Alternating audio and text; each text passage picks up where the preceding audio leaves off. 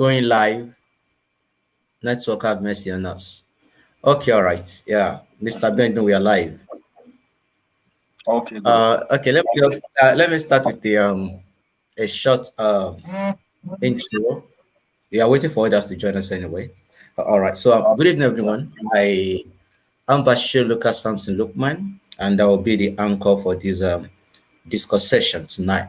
Um, some days ago, it was in the news that the Taliban had taken over Afghanistan, and then the USA withdrew its troops. And that has sparked a whole lot of controversies and debate, argument, and in fact, concerns. And we have heard experts spoken about this. They have said a whole lot, this and that. So we think it is important and necessary that we bring experts together. We look at those with different opinions, and then we look at which is and which is not. So tonight we are going to be joined. I think, yeah, we have Mr. Benjamin Adebisi. We have probably Ali Musa is joining us. We have Ahmed Zakaria will be joining us. We have Mr. Femi Animashan will be joining us as well. And I think Nasruddin Oladele as well. It's going to be, I think, a long night. We hope the internet gets to be nice with us. So, Mr. Benjamin, good evening. Good evening, sir. Yes, so we will be waiting for others to join us, and so before then we can just take a short break. Yeah, let's just take a short break of like 30 seconds.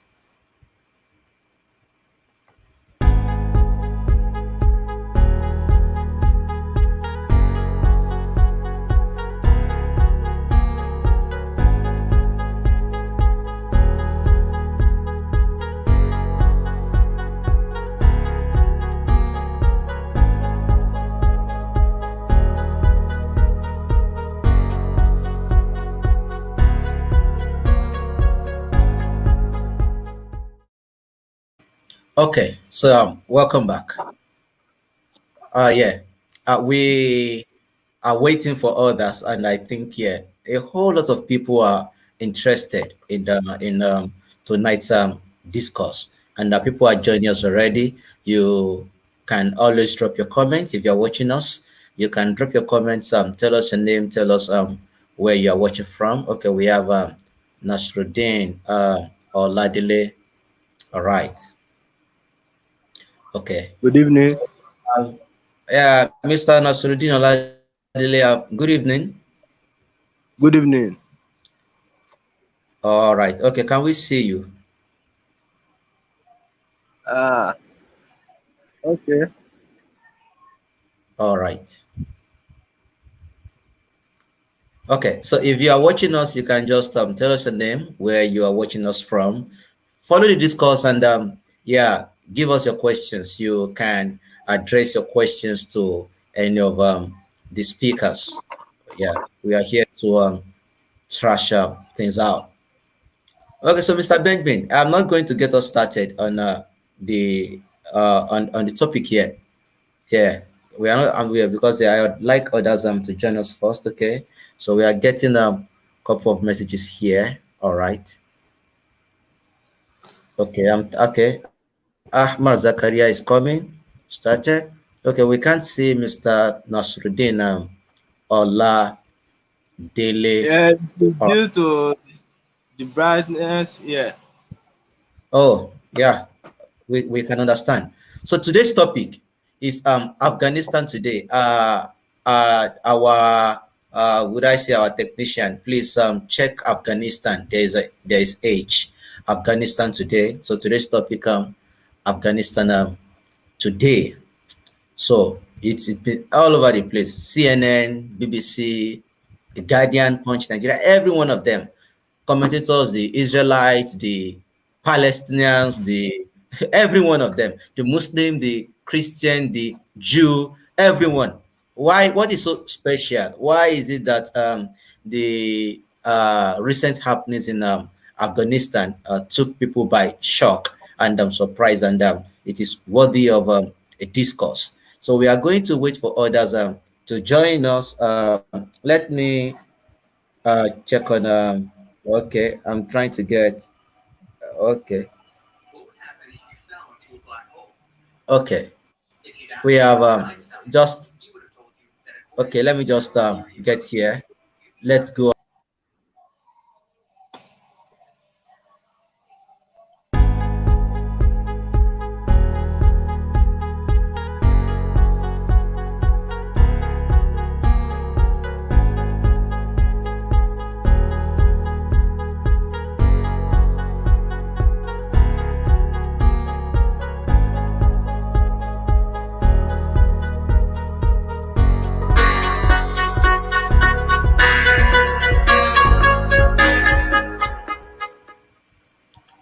Okay, yeah. So Ahmad Zakaria is coming. Okay, the link. All right. So let me send him the link. Okay, Ahmad Zakaria. So can Mr. Nasruddin Oladile hear us clearly? Yes, I can hear you clearly. All right, fine. We have Jim Hafiz from Ileife Olode. Okay, all right. We have Prince Adeniyi. Okay, let me check on Mr. Femi Nimashan. All right.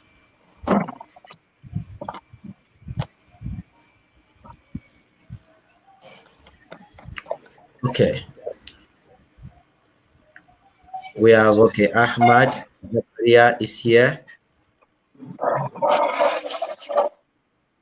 We have Ahmad Zakaria. Good evening to you.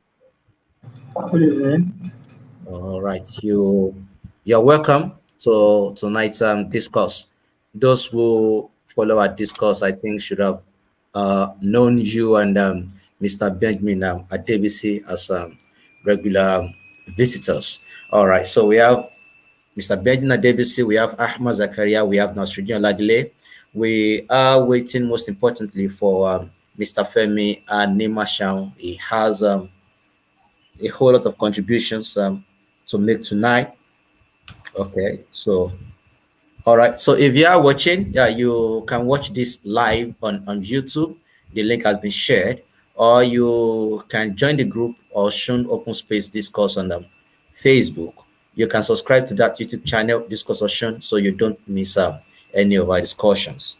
All right. So okay, we are trying to get Mr. Femi Anima Shaun, and let me try get in touch with him, and let me just mute my mic, my camera, my cam. Let me mute it now and then, so we can just get our notes together and our points and orders and all that.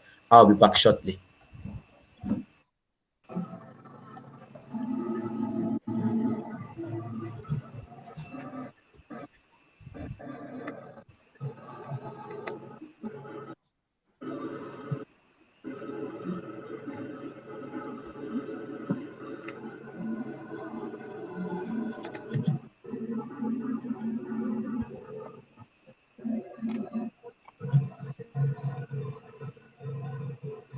Yeah, good minute.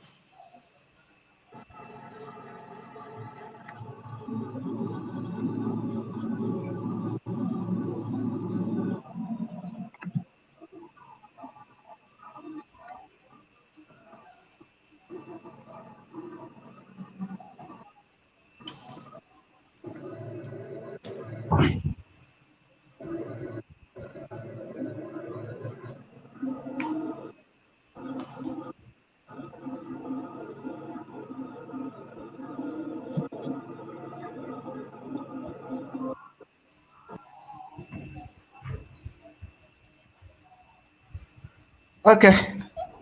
Yeah. I just spoke with Mr.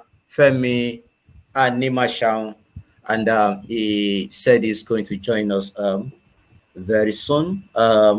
So we have okay, yeah, we are going to also be joined by Aliyu Musa. Yeah, we are going to be joined by Mr. Aliu Musa. Okay, so I'm going to read out everyone's profile whilst we wait for. Okay,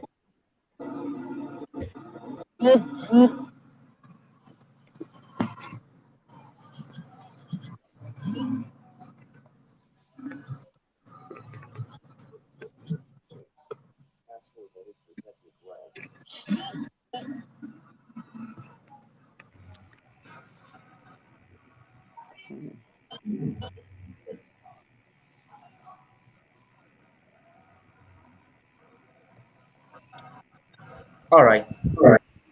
Okay, so we have Mr. Femi Animashao, and we have Mr. Bola Jubala.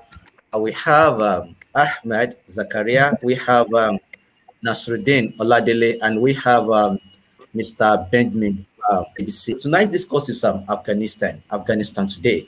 Why are we discussing Afghanistan? Why not China? Why not Venezuela? Why is the Afghanistan topic so important to either the world peace or either any form of either socio-political power to say?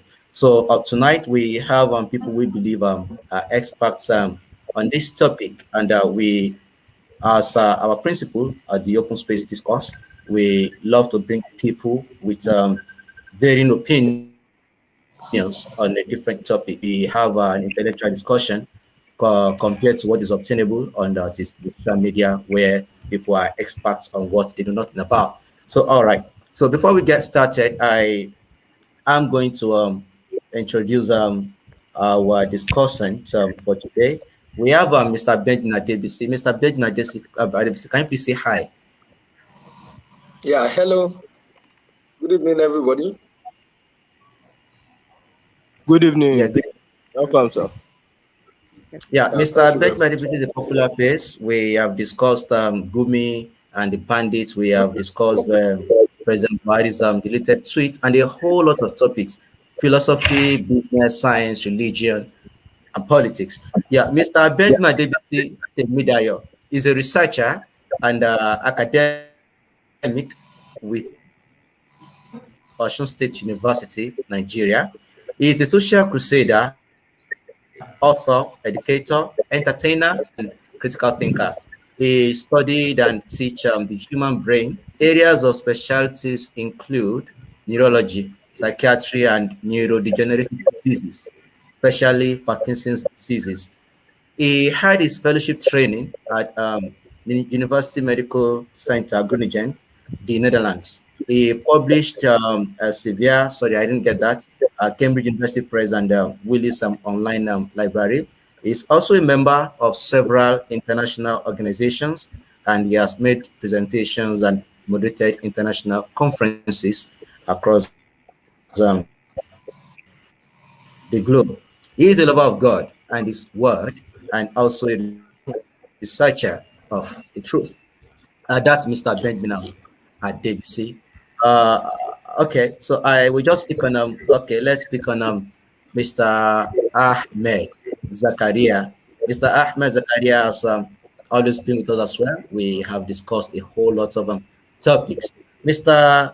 Ahmed Zakaria just told us. He said he's a Nigerian activist and Sharia advocate, and I think it's very, very important to our discourse tonight. He is a Nigerian activist and a Sharia advocate.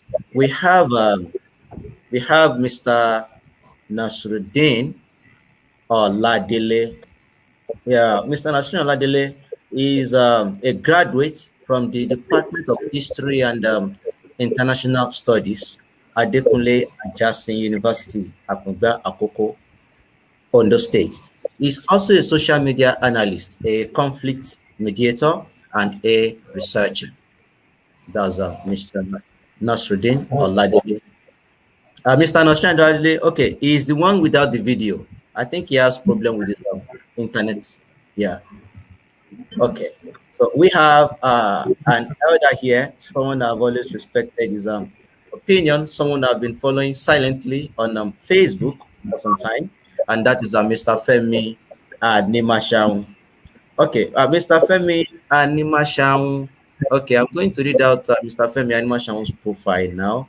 I thought I had it on this device, all right. So I'm reading out Mr. Femi Animashaun's profile. Well, in some seconds. Before I do that, okay, let me check. Okay, Miss Bola Ajibola, she. Oh, I forgot to ask you because I think she's using a different time zone. She was quite skeptical as to whether she would be joining the discourse or not. All right. So she's how do I introduce her? Okay, yeah, she's gone. She'll be back. So yeah, I'll get Mr. Femi Animashaun's profile in the Jiffy. Okay, let's just go on a so let's go on a break for 30 seconds and I'll be back to read Mr. Femi Animashaun's profile.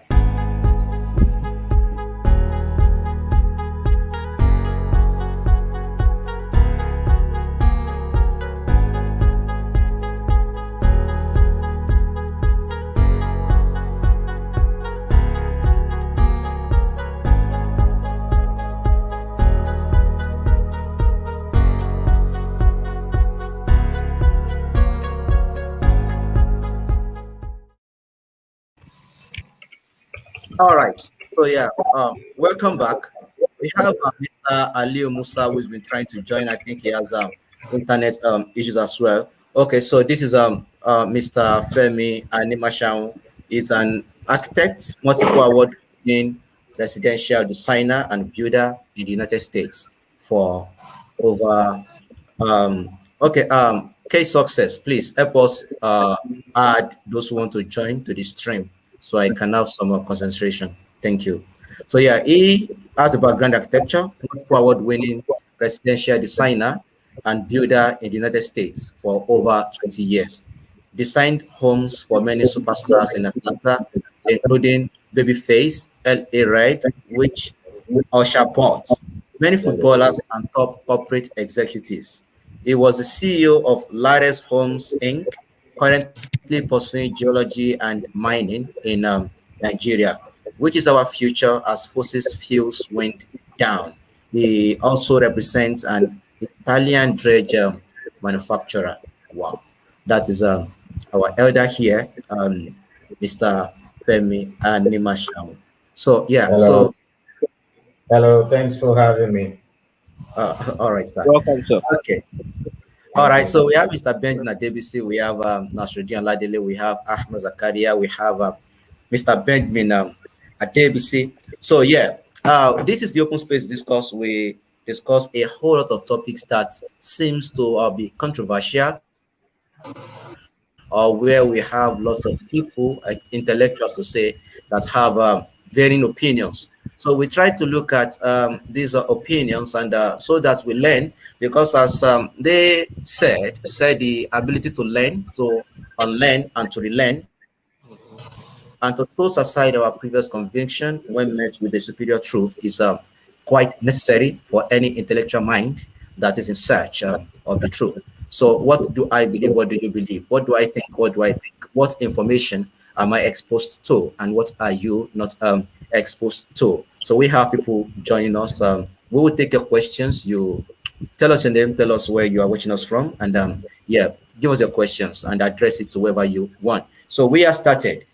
So for let's take the last 30 seconds break, and then we are going to start the discourse. Am I free to take the 30 seconds break? Yes. All right, thank you.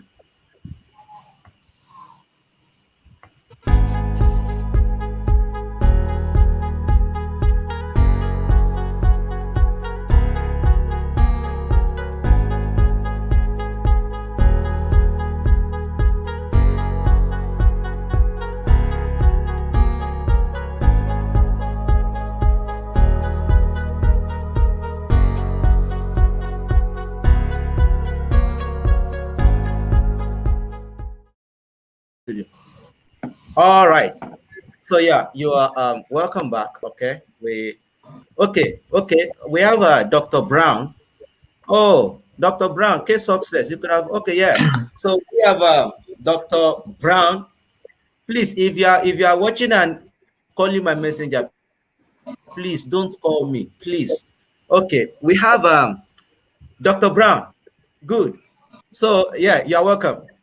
Hi, hello. Yeah, you are not sure you left work earlier or you were able to join. So I could have Yeah, asked for a bio. Okay, so with Dr. Brown is in the UK. Okay, we have Miss Bola Jibola. I think she'll be back as well. So you're welcome, Dr. Brown. He is also a popular face hi. on the Open-Space Discourse. We have this topic. I don't know if you have been following. So it is Afghanistan today. So Afghanistan today. Afghanistan today, I think it is a really geopolitical discourse. So people's sentiments seems to be circled around their political interest as far as well as religious interest as well, and certain religious thoughts as well. So it's not a battle; it's a discourse. So you are welcome, everyone. So we get started. So Afghanistan, I think history. Uh, Everyone, if we are speaking, yeah, I have been told or advised that everyone has 5 minutes to speak. 5 minutes to speak. But these 5 minutes could be lesser than 5 minutes and could be much more than 5 minutes. So far, we seek consent from others. So to start with, let's Mr. Femi and Imashang, let him just give us a brief account of what he knows about the history of the U.S. Taliban war or the Afghan Taliban U.S. war to say. So, Mr. Femi Animashaun, sir. Hi, once again, people. Good evening. Um, my Good evening, recollection sir. of the activities of 9/11, I actually went to an early meeting, and on my way back, just as I was about to reach home, I was in Atlanta, Georgia. Um, I stopped at a stop sign, and there was this van, a delivery van next to me, and the guy was motioning to me. I was like, "What's up? Did I have a problem?" Or anyway, he told me they're flying planes into buildings. I was like, "Flying planes into buildings?" I rushed home, turned on my CNN, and got to see the second plane crash into the second uh, building before the others. So I stayed tuned and followed it through. I remember President Bush was at a high school at that point in Florida. This and they showed his face kind of shocked, didn't know what was going on. Anyway, it was linked to Al Qaeda, and we all know the story of Bin Laden. And the Taliban refused to give him up when the United States finally found out what the source was. And from there, that was when the invasion came afterwards. 9/11, 2001. That was when the crashes happened. Well, um, since then, I guess the background is that the Taliban refused and said bin Laden was their guest. So there was no way they were going to give him up. And it was later on found out that all the planning and all the logistics were actually planned right there in Afghanistan. And that was the reason for the invasion by the US. And we're here today. They occupied Afghanistan for about 20 years. But there are some key things I want people to note here. 20 years is a very long time. That's like a generation. There is no way. I mean, people are saying the Taliban beat the US. Nah, I think uh, the former president, Donald Trump, clearly had uh, clearly wanted to get all the military forces outside of America back to his country. It was one of his campaign promises, and he was determined to end the occupation in Afghanistan. So um, he announced that he was going to pull back the US forces. They didn't quite have a policy after the invasion and takeover of Afghanistan. Uh, Back then, I remember they were talking about spreading democracy, and there was a lot of information about how women were being treated. There was a little girl that became a star from wanting to go to school and being prevented, and I think she got shot or something, but she survived. So we all know what happened. We know we have a little background on the Taliban.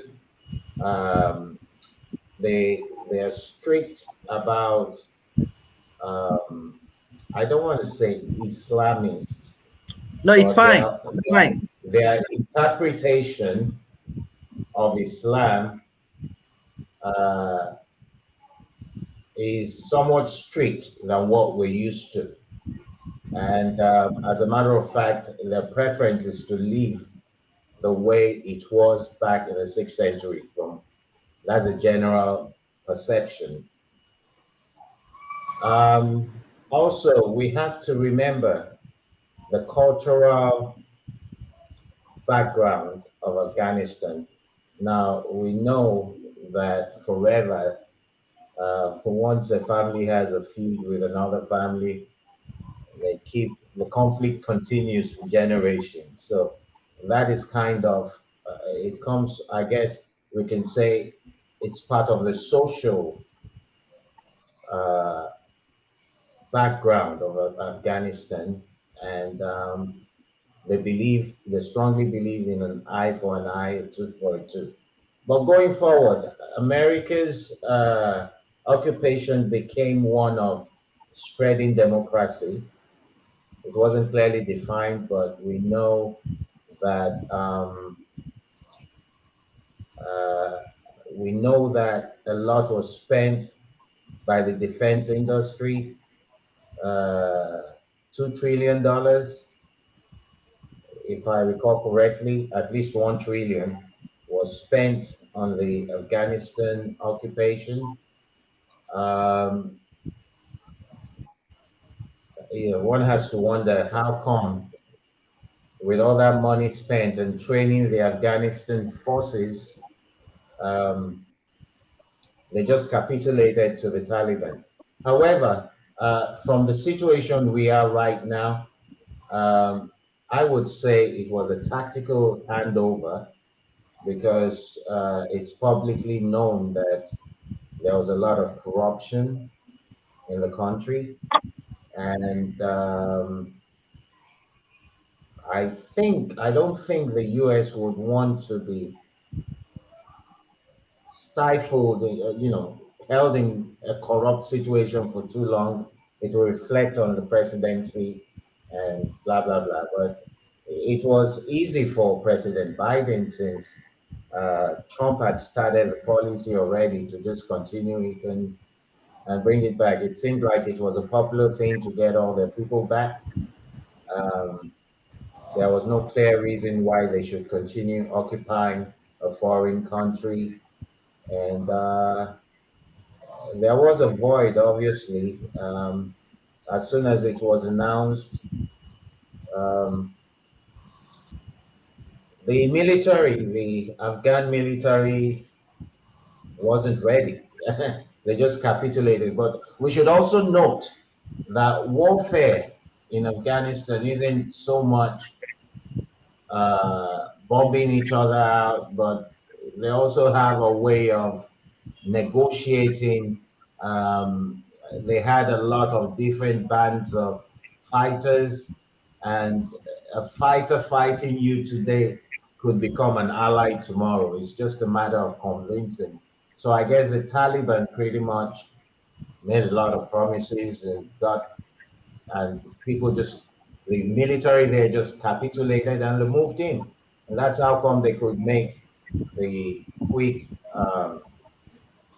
inroads in taking over the government.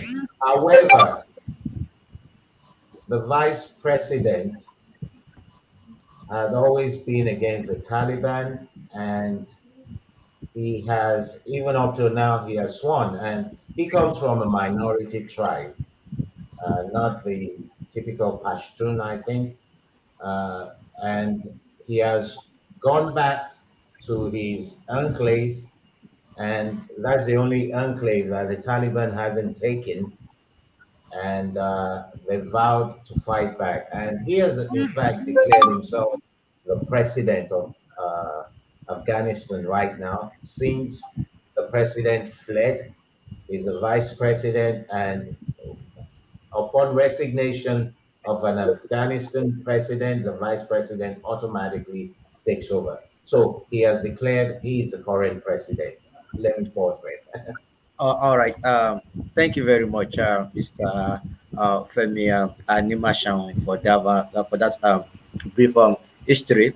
Okay, we have someone who joined us. We have Malam Aliyu Musa. Yeah, we have Malam Aliyu Musa. Okay, Malam Aliyu Musa. Let me. Okay, Malam Aliyu Musa. All right, let me read out his profile before we get to continue. We've been waiting for him. So, Malam Aliyu Musa is from Zuru in Kebbi State. He is the former principal, is the Northwest coordinator of the Interfaith Dialogue and Peace Initiative. He is the facilitator and head of training at the Center for Islamic Propagation and Comparative Religious Education, Sokoto, under the leadership of Sheikh Hussein Yusuf Mabera. He is the head lecturer at the International University of Open Learning, Sokoto. He is an expert in comparative religion and he has written many Islamic books. You are welcome, Mr. Leo Musa. We are glad to have you here with us tonight. Well done, sir. Great job. I can see all of you doing well. Thank you. We have heard something from Mr. Femi and Nimashan. Uh, okay, is Mr. Ahmad Zakaria still around here? Yeah, I think he is all right. So before we go on to Mr. Ahmad Zakaria, let Mr. Benjamin at DBC let him also give us a brief account of what he knows about the history of the Afghan US or the Taliban US war. And so, if anyone would love to give us an account of his own history as well, just use the private chat for a guest so I can just let you speak. So, if not, we'll just start looking at some other questions that we really have to address as far as this discourse is concerned. So, Mr. Benjamin, over to your 5 minutes. Yeah, thank you very much. I must say I'm very happy, very delighted to be here 20 years now, discussing, because I knew the beginning of everything, the Twin Tower plane crash and all that. And there were a lot of conspiracies and all that. So one thing is this, Mr. Femi Animasha has given an explicit information of what, we hear on CNN, what the media says and all that. And personally, I had done my own research and I discovered it was more of business, resource control. Because if you check that region, Afghanistan is one of the richest countries in that region. We have quite a lot of countries there. We have Turkmenistan, we have Uzbekistan, we have Tajikistan, we have Kazakhstan, we have Pakistan, and we have India. Then very close, we have Iran, and we have China there. So I won't always go with what is on the periphery, as you know, that I always want to see the root cause of the matter, so that we don't begin to have some kind of palliative approaches. In medicine, when you treat symptoms rather than the root cause, we call it palliative care. So you're just going to manage the disease when you're treating what you see, that's symptoms. So basically, Mr. Femi Animashaun gave a detailed information of, okay, this was what happened. The USSR invaded, was in Afghanistan, and Osama bin Laden helped to get them evicted from the place. Then later, Osama bin Laden started Al Qaeda, called the base, and all that. And fortunately for me, I have the detailed information of Osama bin Mr. Laden Mr. in his. Benjamin, Mr. Benjamin, Mr. Benjamin, please, Yes. there's an echo from someone's pen. Can someone help us, please? Please. Yeah, okay. Okay, I think it's better. Yes, please continue. Thank you. Okay. So, fortunately, I have all the detailed files from Osama bin Laden's desktop. So basically, I can say I know more than what we see on the media. So these were files of Osama bin Laden which I went through. Then I also have the State of Denial by Bob Woodward. That was what happened when American invaded Iraq. So we have, I should have a lot of unconventional facts, which is different from what we see on the media, because I have the real fact here. There are a lot of lies, resource control, and all that. So what I saw was the Middle East, that region. Iran is very close to Afghanistan. So apparently, America always after Iran. You get that? So they needed an occupation. They just needed an excuse. It happens in America. Mr. Niman will attest to this, that American police can arrest someone and just to justify a court. Someone that doesn't know anything about a case, just to justify it. America needs to be in that region.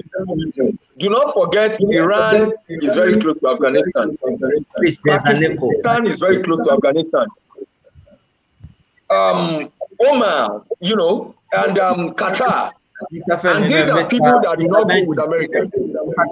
Sorry, please, if you are not speaking, can you please mute your audio, please, so we can exactly.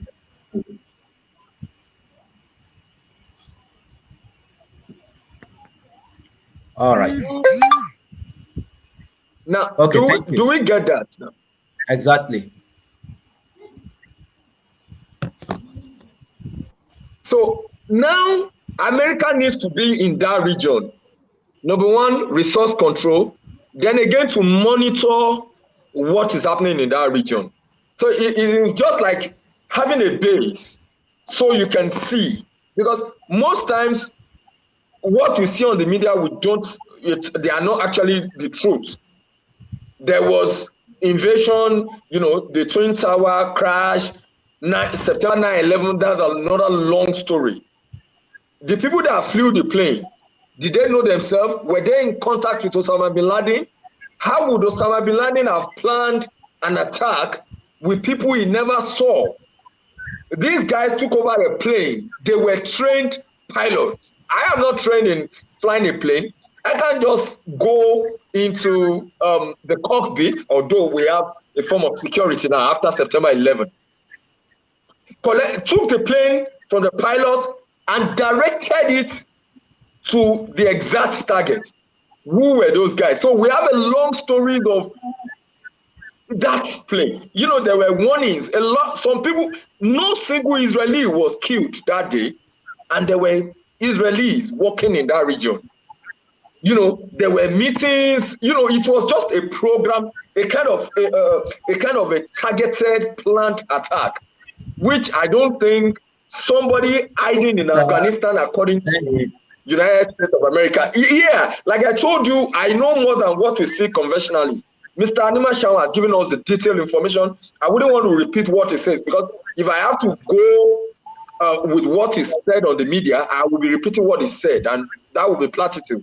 He has given a detailed information. But I'm telling you now that the September 11 attack, to me, it's like a facade.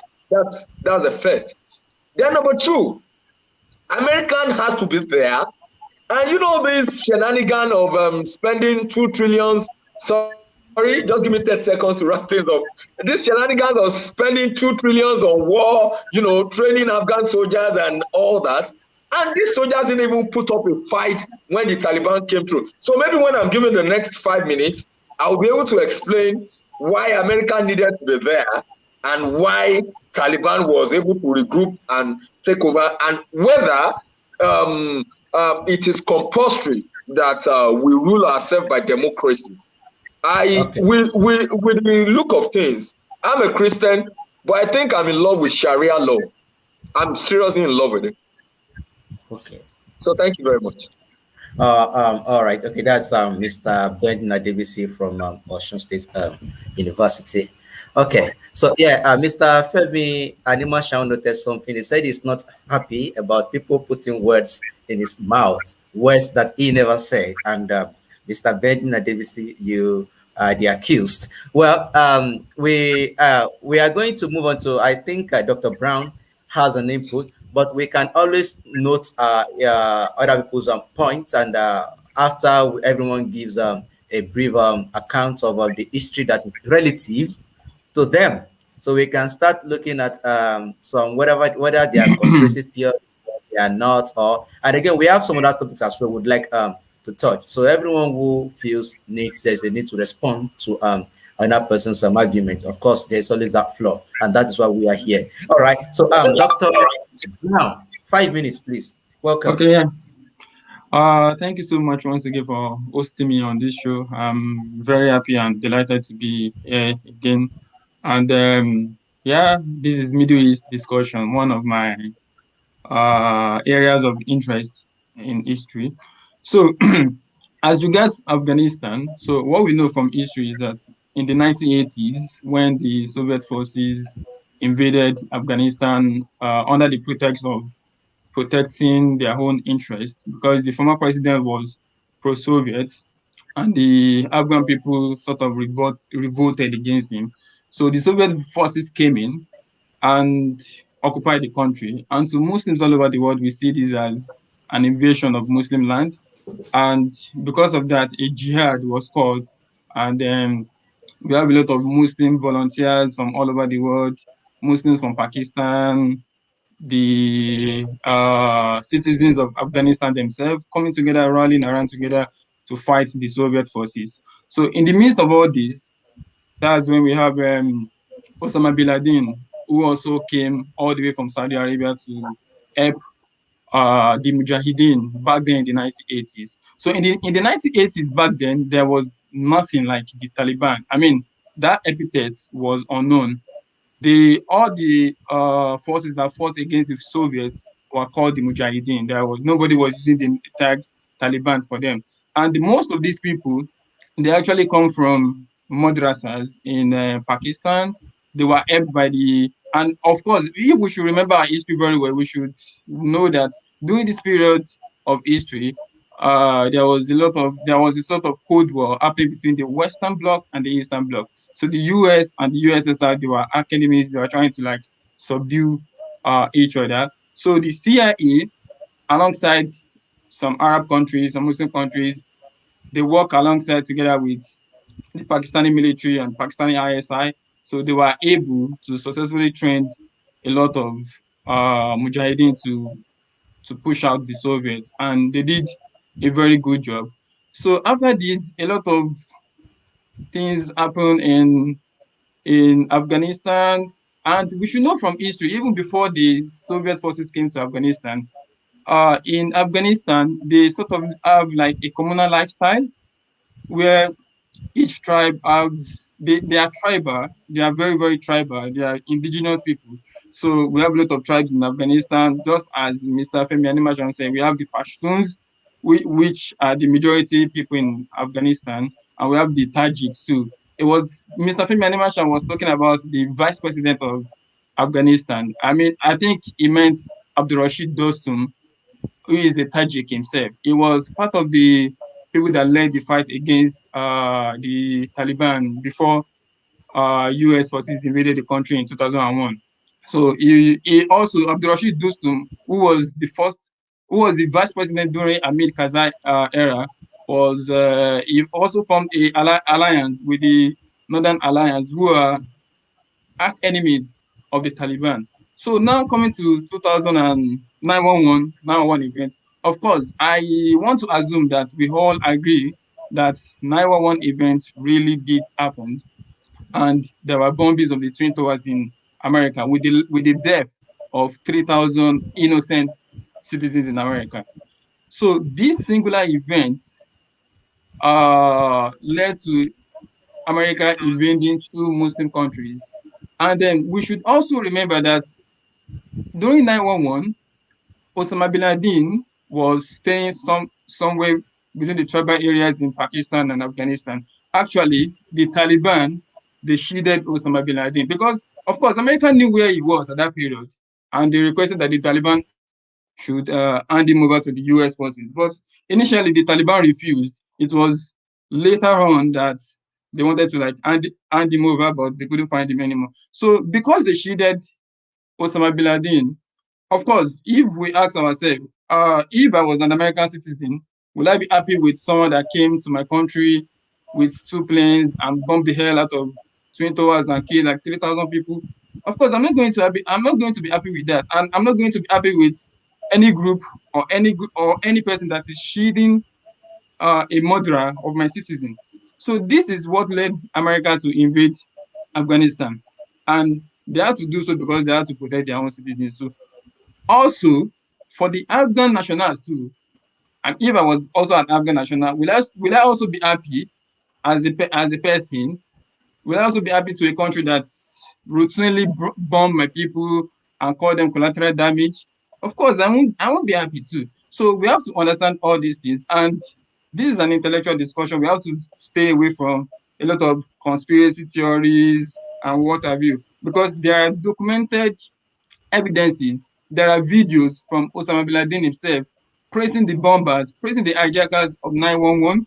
And there are a lot of videos about him that he said he actually planned the 911 event. So there is no denial. There is no denial here. Al Qaeda has come out several times from Osama bin Laden to their vice.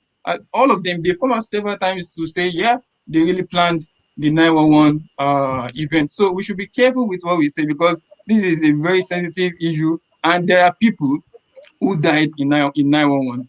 And can you imagine what will be going on in their mind if they are listening to this discussion and somebody is trying to like plant a funny conspiracy about the whole event, something that happened, and a lot of countries, including Saudi Arabia, Pakistan, everyone condemned the whole action. Because of 911, Pakistan had to like draw back away their support for the Taliban, because the ISI, the Pakistanis, they were very successful in training these people. But after 911, they had to pull back because it was very terrible.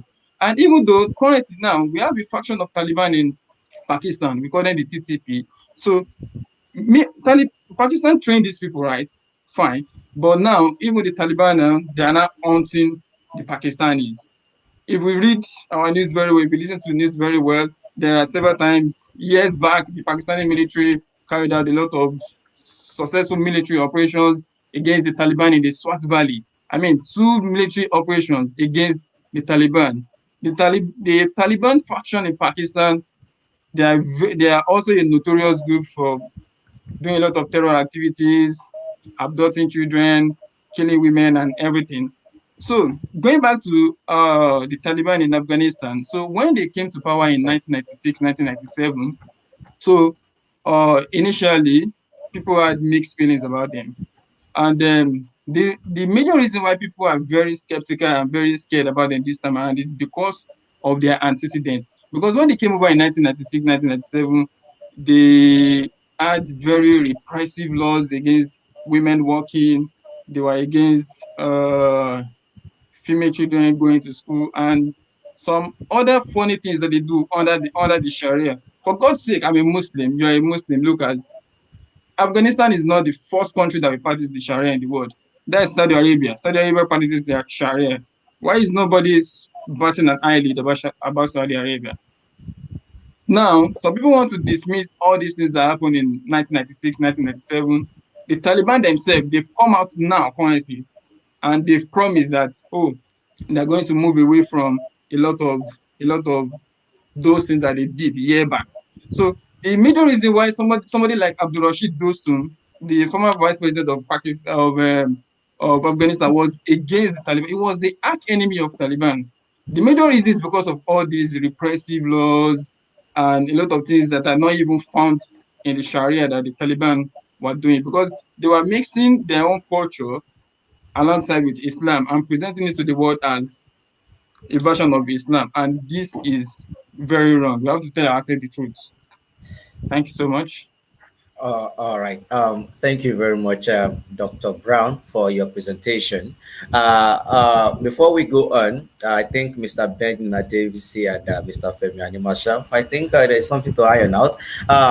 Mr. Dr. Brown, I think please you should note down this question. I am the one asking you this question. Yeah. Maybe your next round is now why was Afghanistan? Why was Afghanistan invaded? Was it because of their practice of Sharia when they were in power, or it was because the World Trade Center was bombed? If the World Trade Center was not bombed, would the USA be concerned about the type of what's it called, Sharia that they implement in that state? Or there is a nexus between the bombing as well as the type of rule that they used to when they were in power? I hope you understand that question. You help us Yeah. answer the Okay. question when. Yeah, I think. Okay, Okay. going back Yeah. retrospectively, I think Okay. the major reason why America invaded Afghanistan was because of Osama bin Laden. They were not happy because the Taliban was shielding him. I mean, America, Taliban is known to them. They worked with them in the 1980s when they were still called the Mujahideen. They supply Pakistani weapons. Pakistani is helping the Taliban. They know all these people. They know them. They know the leader of Taliban. They have meetings with them. They keep a tab on all these people. But the major reason why they were invaded was basically because Okay. of Osama bin Laden, not because of Sharia. Saudi Arabia is using Sharia. If it is because of Sharia, why has America not invaded Saudi Arabia till now? Why have they not invaded even Iran? Iran is using like Sharia. Iran is mixing Sharia with a sort of democracy. They are using both alongside. Why have they not invaded Iran, even though Iran is like an open arch enemy to the Israelis and to the All US? right. Why have they not done some of these things? Thank. Even Pakistan too. Pakistan Okay. too. Pakistan too call themselves Islamic Republic of Pakistan. Why have Okay. Mr. America not Ahmad will invaded talk. Mr. Pakistan? Ahmad will talk, please. Okay. Yeah, sorry, just Uh. let me add one more thing. And All right. All right. do we think in the whole world today, America need an excuse to invade any country? They don't need any excuse to invade any country. I mean, this is the most powerful country, most powerful nation on earth. They can literally invade anywhere, and there is nothing anyone will do about it. I mean, they have the power. So they don't need any excuse to go to Afghanistan to say, oh, we want to natural resources, blah, blah, blah. I mean, all those things, they are just funny excuses. I mean, seriously. I mean, we are talking about the number one military in the world. They are spending like more than $700 billion on their defense every year. That is more than the next 23 countries combined. And we think they need an excuse to invade Afghanistan. They don't need us.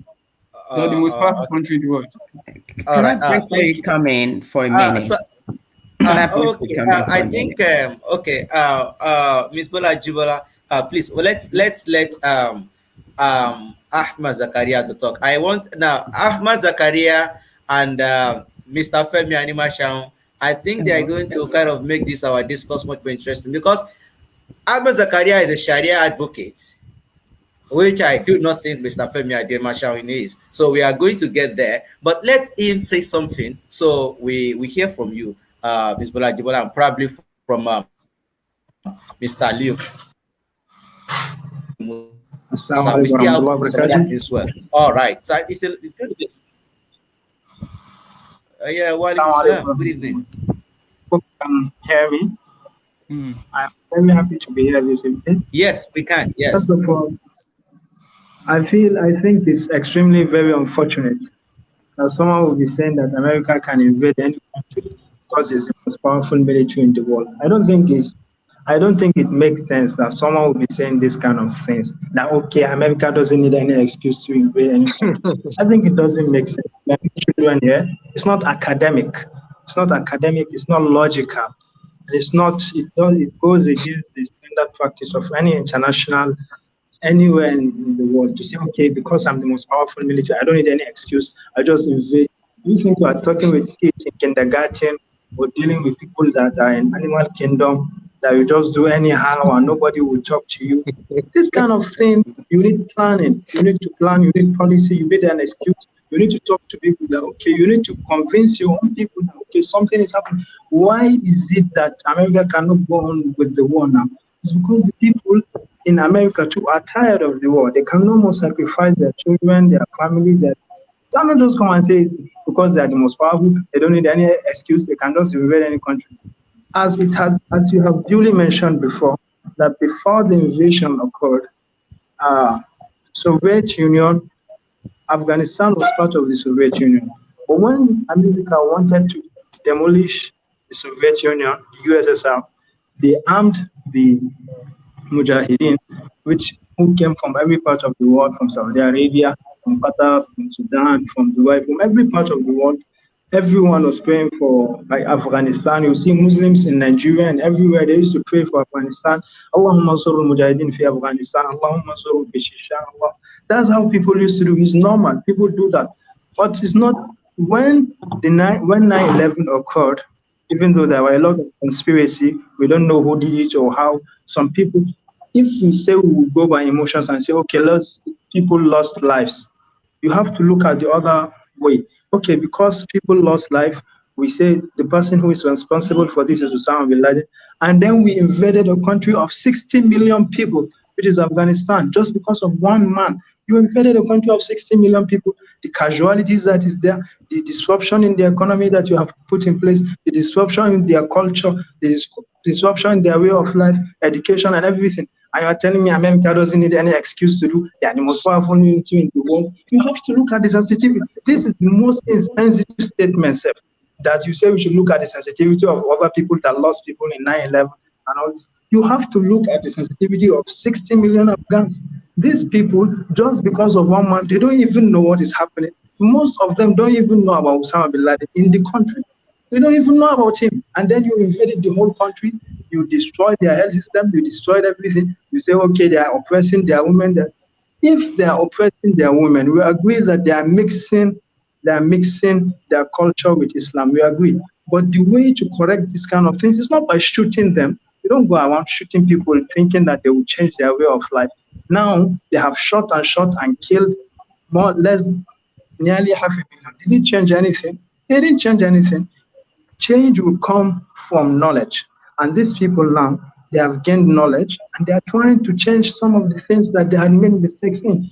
With these people, their practice of Sharia law is not perfect. Nobody is perfect. You cannot come and say, I'm a Muslim, I know what they are doing is wrong. With this, what do you know that you say what they are doing is wrong? Do you know their own brand of Islam? Do you know everything about Islam? You don't know everything about Islam. You are Malikiya in Nigeria. These people are not Malikiya, they are Hanafi. You cannot just come and say, okay, what they are doing is wrong. Are they the first one to practice Sharia? Everything, it has ways. Everything has ways and laws, and it's not haphazard. Just because America is the most powerful one, and this and that, you just say we invade any country. I think it's insensitive. I think you are not looking at the sensitivity of this matter. You're talking about families, people who have children, people who have fathers, mothers, people who are innocent that have died in this war, this useless war that there is nothing that has been achieved. Osama bin Laden was not caught in Afghanistan. He wasn't caught in Afghanistan. He wasn't killed in Afghanistan. He was killed in another country. And you have invaded and destroyed the country. Do you apologize for that? Do you apologize for this kind of people that have died now? Now they have left Afghanistan worse than they found it. What have we achieved? And you are saying that America doesn't need any excuse. They can invade any country. They are most powerful military in the world. What? Thank you very much. Okay. All right. Mr. Ahmad Zakaria, no, thank you. I think it's the same thing I'll be discussing with K. Mr. Ahmad Zakaria, I think there was one of our discuss that it was as if and Mr. Ahmad Zakaria were in the battle. Yeah, of course, we can have this discussion without necessarily beating on the guests. Yeah, as Mr. Femi Animashan suggested, and which I've always tried to caution against. Mr. Ahmad Zakaria, your points are well observed, but I think you probably want to watch against that. So someone made a comment. Okay, so I'm posting the comment now. So I'm going to put it on the screen. So yeah, Miss Bola Jibola, please, we are with you. Thanks for having me. And I'm just going to say, I came in maybe when Dr. Brown was talking and Brother Benjamin was in the midst of wrapping up his conversation as well. But let's go with the scenario that America went into Afghanistan because of 9/11. According to facts, nobody out of the 19 terrorists that attacked or got over the plane was from Afghanistan. 15 were from Saudi Arabia. 2 were from United Arab Emirates. 1 was from Lebanon. 1 was from Egypt. Now I'm going to go with Dr. Brown that says Osama bin Laden was being eaten there.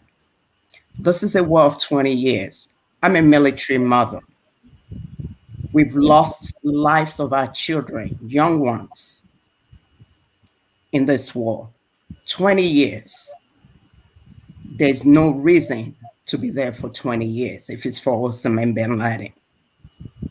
Who made America God of Earth? Yes, I remember 9/11 clearly. A lot of children remember 9/11 very clearly. It's a mental disaster for most youth that are in their 30s now in the United States. Even some unborn. I remember my son saying, I'm not going into a war. And this war began before 9/11. A president made a call because of a war prior to 9/11. I'm really very saddened with this. If Biden make a call, that's his leadership role to make that call. The war has to end. America has to stop being the savior of every country. We cannot expect them to come to our country. I understand humanity perfectly. I understand Islam very well. And as a Muslim woman, there's so many things that is being done in every country, United States included, that is not an Islamic nation, that affects women and very discriminatory. So if we're going to talk about any country or any faith, no faith is clean. Christianity is not clean as well. So let's be very factual and really deal with this issue. It's very sensitive. Look at all those young men that fought in this war. How devastated they would be right now in a country they thought they put together, and it's now falling apart. This is the chaos that we as humans and leaders created. None of this list of 19 men came from Afghanistan. To stay in a country for 20 years and devastate that country is more than enough. It's overdue to pull out. And I tell the world, I'm not speaking for Biden. I'm speaking as a mother and as an humanitarian. America is not the savior of the world. Let every country and their leader get their hearts together and serve their people. If Taliban chose to do whatever they want to do, well, if you don't like to be in Taliban as an American or European or any other country, go back to your country. Like President before, President 49 said, most of us would have been kicked out of America if he was still here. And I don't know if he would have done a better job of pulling out of Afghanistan either, because this was his call. It's unfortunate. I really lament for those people over there. but it's overdue. And we should not be holding the US citizens should be holding their leaders accountable for millions of dollars wasted on this war, for lives lost, for parents weeping, even with this going on. Like, are you going to send my child back there? No, we're not going to. And it's about time we hold our political leaders in US accountable for every war that is decided to fight. So as a Nigerian, this is a call to action for us as well. Each citizen needs to hold their leaders accountable for what they deserve. I know that powerhouse, and Dr. Brown, I really don't agree with you that US being the powerhouse of the world. That's what we assume. Did you travel? I'm a Muslim woman, and I traveled after 9/11 to other countries, and I know what we experienced. For you Muslim men, it's okay to blend with the population. For Muslim women with a hijab, is high risk. Even when you go to Europe, they're not really our allies. Every man for himself or herself. It put us on a pedestal that is very critical as a Muslim woman. And even in US, if you're in US, you know what we face as Muslim women among the nation here. So we can't put US on the platter as if they're holier than thou. They're not. We have a crisis in US as well for them to manage and stop invading other countries. I rest my case. Thank you very much, Mrs. Bola Jibola, for your presentation. Let me quickly say something. Mr. Aliu Musa, please, would you like to say something before we go on to refutation and other things we want to say? Would you be interested?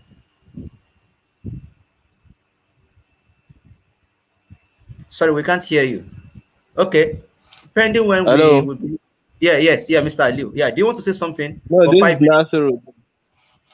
Okay, now, so you want to say something, right? Yes. All right, please, before you say it, let me quickly chip this in. Now, Dr. Brown wants to make some clarifications. Mr. Femi Animasha wants to make some clarifications. Definitely, Dr. Benjamin Adebisi wants to make some clarifications. And I'm very sure Ahmad Zakaria has a whole lot he wants to say. So now, let me quickly remind us that as much as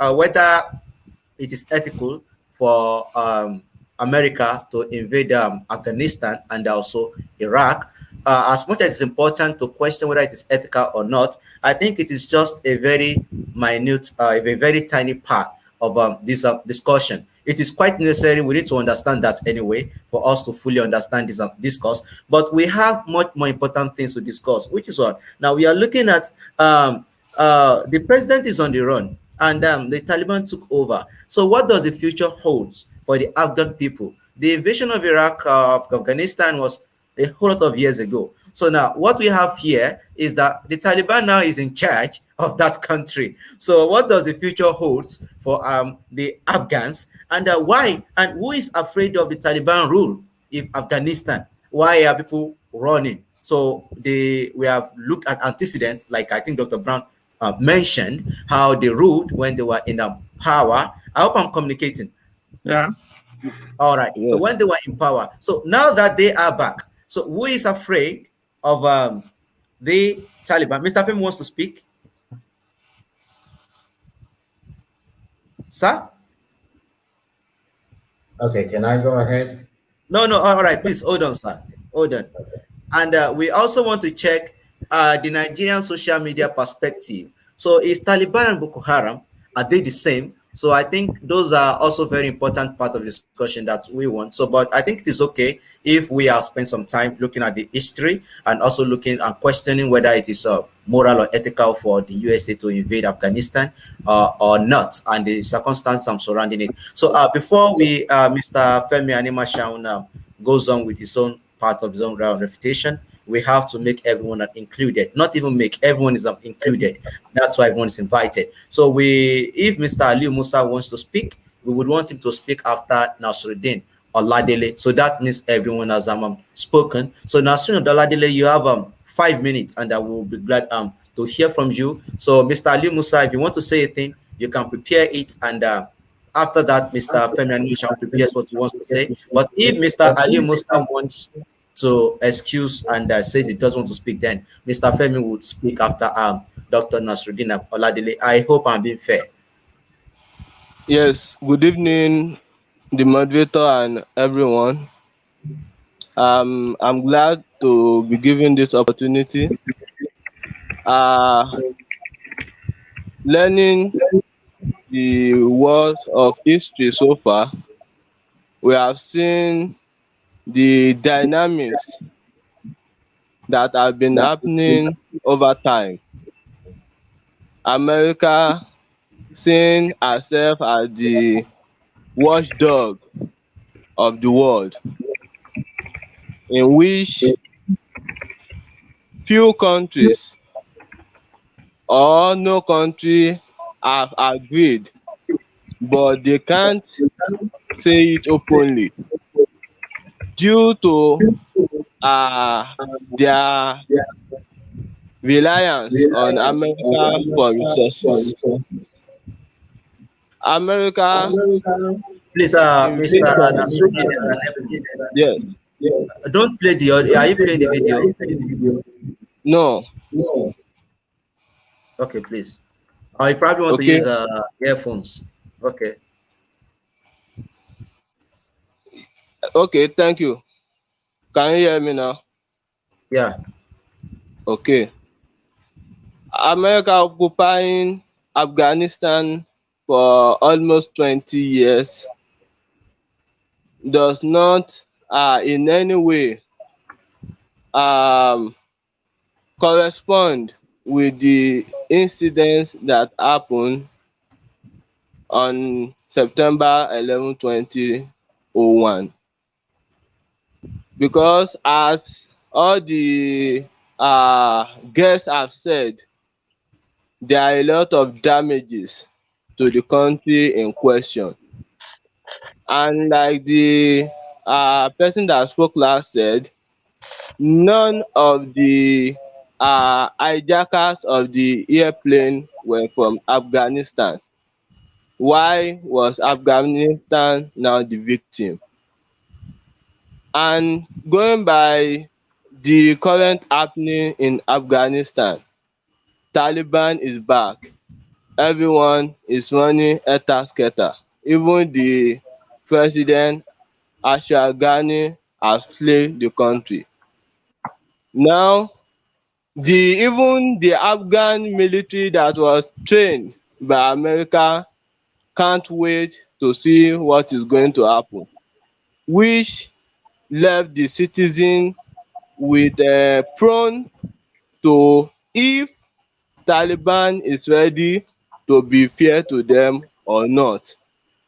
Taliban as a government, either recognized or not recognized, has their own system of government, and every country also have their own system of government, and integrity of all countries should be respected.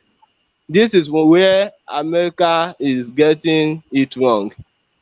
Though their system of government that is contrary to the international politics, maybe due to a stringent, and that they need to be cautioned, but that does not mean that we should not have right to our own sovereignty. But the problem we are having now is that dependence on America for resources, or the fear that America can come tomorrow and take over our country. And what are we having now? What is there is that America left now because I've seen, most especially the immediate past president, all his interest is American first. He does not really have the time of wasting the nation resources on what they will not benefit from. That is why we are seeing what is happening today. Unlike other leaders that though him too want that America should have the control, but the resources is matter to him.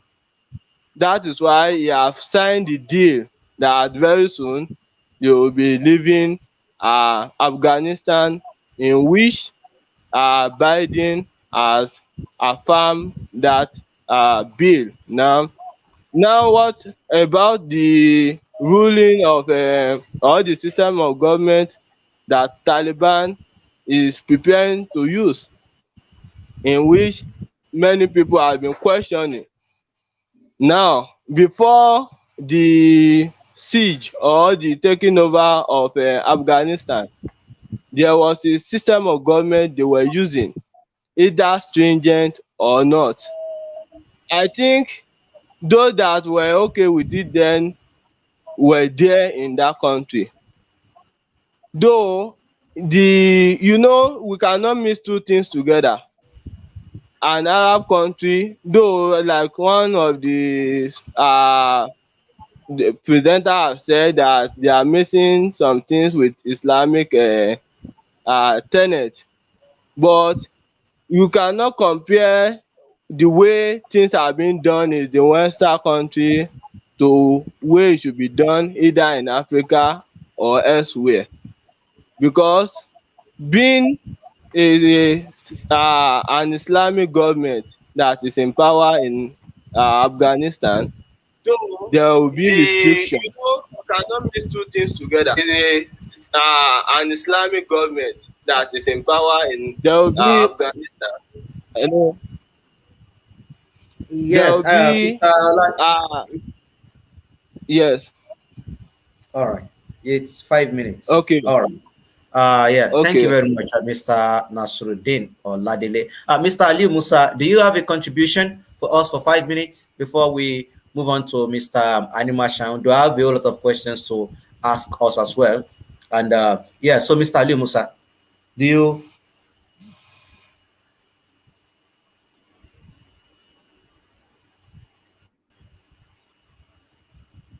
Mr. Ali, we can't hear you, sir.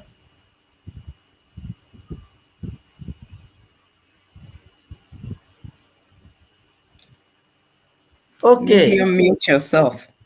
all right. Okay, yeah, Mr. Ali, yeah, we can hear you.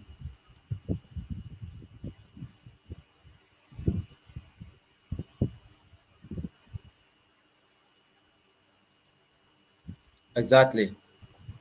Okay, all right. We can't hear Mr. Aliu, so probably when he comes. Okay, all right. So I think, well, with the exception of Mr. Aliu, which we'll give him that time if he wants to, yeah, if we can get to hear him, yeah, people are forgetting to unmute. I think that's true. All right. So Dr. Brown suggested that after everyone has had their 5 minutes, which everyone has, with the exception of Mr. Ali Musa, he thinks everyone should have just 3 minutes each so as to save time. Please, do we all agree?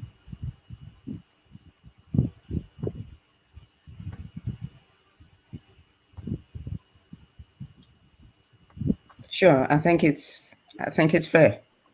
All right. Okay. So Agreed. Mr. Femi Animashaun wants.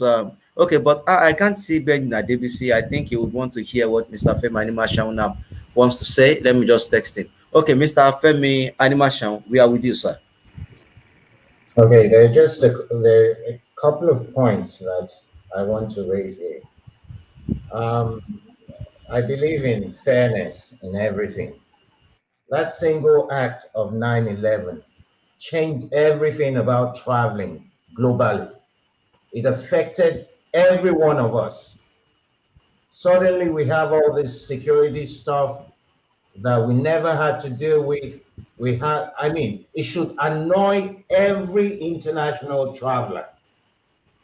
And it seems like there are some people just kind of waving it aside, like like 2,996 people is not a big deal. America does not believe in losing one of their citizens unnecessarily. And wherever it was planned. I mean, imagine that happening to us in Nigeria. If Chad tried it with Nigerian citizens, won't we invade Chad? If we found out tomorrow that Niger Republic planned to start an infiltration in Nigeria and put people out to start bombing places in Nigeria, won't we invade Niger Republic? I mean, let's not trivialize this thing. 2,996 people. I know the feeling in America at that time. And then to see some people dancing in like, why do you think Palestine lost the sympathy of America? Because we saw them on TV dancing about those towers being taken down. Because we saw people in Afghanistan dancing. I mean, think about it. Put yourself in the position of these people. And then after innocent people, we're not talking about soldiers. We're talking about innocent citizens. I mean, let's not trivialize it at all. I hate that that actually happened because all the restrictions that I go through to travel, I mean, places where you can just take your passport, blah, and they stamp it at the airport, you can't do that anymore.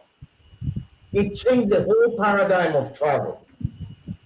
And then we want to trivialize it. We want to talk about some territorial integrity and crap like that. Did they respect territorial integrity? Did America not stop terrorism that had become widespread and they were exporting all over? I mean, you're talking about jihad. What is jihad? That people get called to come from all over the world to start killing people in a place? I mean, today in 2020, I sincerely do not agree with any of all that. Diplomacy is what was happening before until all these terrorist acts started that changed the way the world operates. Listen, I used to go to London with just my passport, they stamp it there when I arrived. I didn't have to apply for no visa. Look at all the crap we're going through now. It's all because of terrorism. And then some mullahs sit in Afghanistan, they plan, they take out 2,996 Americans, and you think America would just fold their hands? No, America would rather take the war to you and let the fight happen in your land than for you to have another opportunity to come to their country to do the same thing. And they will make sure you will never dream of doing it again. They're going to make sure they punish you hard enough to where you won't think about it again. And that should be the policy of any country that respects the life of their citizens. You don't let your citizens get killed like fleas and then nobody does anything. It is annoying to even hear people talk like this, they have no right to go. So they should sit there for them to plan another 9/11 and another 9/11. I mean, let's be real. That is very annoying to me. And if Nigeria would only take the same thing and treat their citizens the way America treats their citizens, where they will go in anywhere to protect their citizens, there'll be a lot more respect for Nigerians. Thank you very much, Mr. Femi Animashang. Okay, yeah, I can see your hand, Mr. Bendina Davisi. I can see your hand, Ahmed Zakaria. I can see your hand, Dr. Brown. Okay, Mr. Femi Animashang just let me say refuted the idea of the suggested conspiracy theory initiated by Benjamin Adebisi. While we are going to give Mr. Benjamin Adebisi that privilege to probably just give some response. After that, I think we should focus on what we have on ground. We can't spend the whole night looking at conspiracy theories of what is not. So after that, we would like to look at what the future holds. We would like to look at what the future holds for the Afghans and why are people afraid of the Taliban rule? Please let's note that. And then the third one is Boko Haram and Taliban Are they the same? And then the first one, which I just cut off, is that now since the Taliban took over, I don't like to use the word took over, but I'm using took over not to hurt the sensibilities of anyone here. Now, since the Taliban took over, now we have been talking about, the most concern has been the right of women. Would women be able to go to school? Would they be allowed to work? But nobody is talking about the men under Taliban rule. By default, men's rights protected under the Taliban rule because no one is talking about men. I'm a meninist. I'm not. I was just kidding. So why are people talking about just can women be allowed to work? Would they be allowed to go to school? Are there no men's rights under Taliban as well? Are you just free? Are you just safe under the Taliban rule as well? So please, we also want to look at that. So the claim of women's rights under the Taliban rule. How about men's rights? How about the rights of everyone? Do men have much more privilege under the Taliban than the women? So I think that should also be a part of our discussion. So I listed 4. So while Mr. Benjamin and people can go on to do a counter-refutation, I want to call it that. Please let us make sure that we discuss these points to add essence to what we discussed tonight. Thank you. All right, Mr. Benjamin, 3 minutes. Okay, thank you very much. Please, I will employ everybody to put off their mic. So I'm having a kind of echoing here. So we could just mute our mic so we'll be able to get ourselves clear. I think I should be clear enough here. First is, I never said Mr. Animashan said what he did not say. I was just trying to avoid repeating all he said. That was I wanted to say this was what was on the media, but he had said it. There's no need repeating what he said. I never added anything. Then again, as a medical researcher, there is one fact we need to know. If we don't treat the root cause of the problem, there is no way we're going to have perfect treatment of the disease. So something brought up the American soldiers to Afghanistan. And it will still believe it's still conspiracy theory that some people, the Americans need to be there. They needed to control resources. They needed to sell their pornography and their music and their alcohol, which the Taliban and the Islamic government there are disturbing. Then we are not being sincere to ourselves. That's the fact. So we come saying conspiracy theory. The same thing happened in coronavirus. We came saying conspiracy theory. With conspiracy theories, or we are saying, okay, maybe we're given an explanation of a given fact. And this fact is true. One thing is this, if we keep lying, if we don't get the full idea, just like coronavirus, I presented in America about coronavirus, and everybody was shouting and said, no, I challenged our professor here. I said, we never lost a single individual in our university, yet a lot of people jetted out and came back to the institution. So we can't say conspiracy theory. Don't let us rule out the fact that there is business here. $2 trillion is no small money that has changed hands. And let me tell you, these guys you're calling innocent, they are like pawns in the game of chess. We all understand what war games are.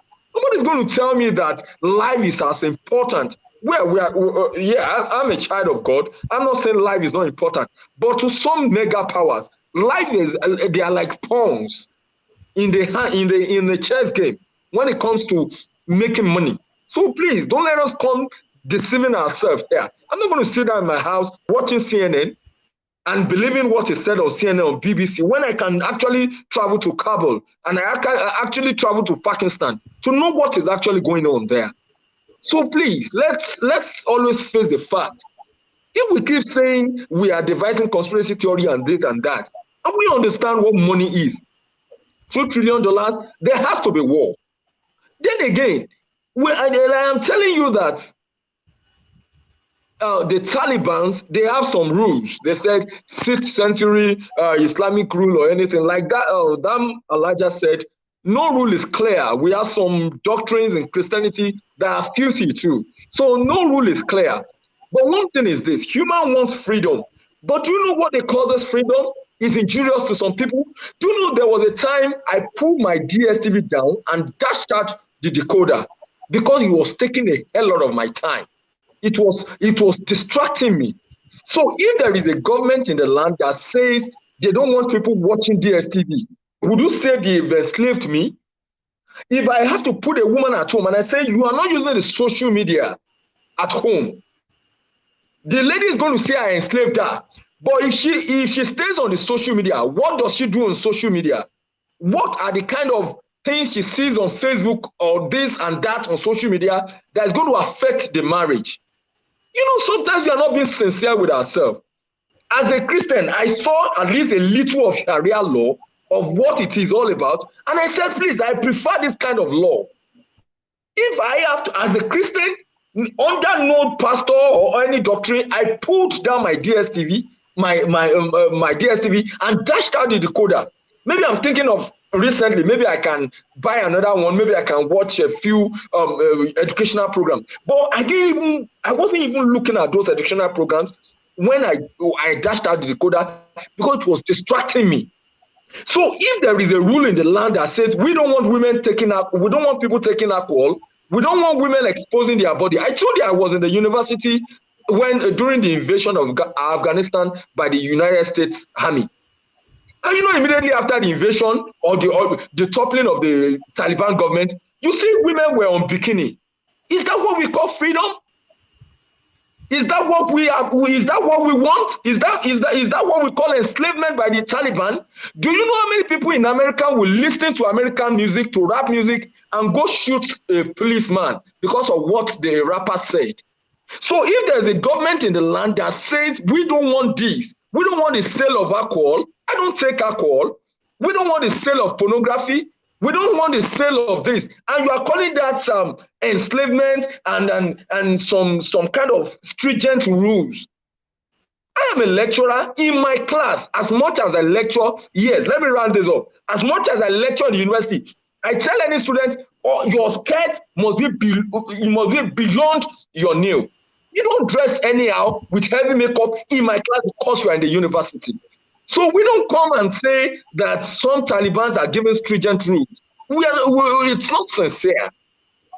And let's face the fact that money is exchanging hands, summarily, money is exchanging hands, and yet there has to be war, there has to be invasion. Then number two. Okay, Mr. Benjamin.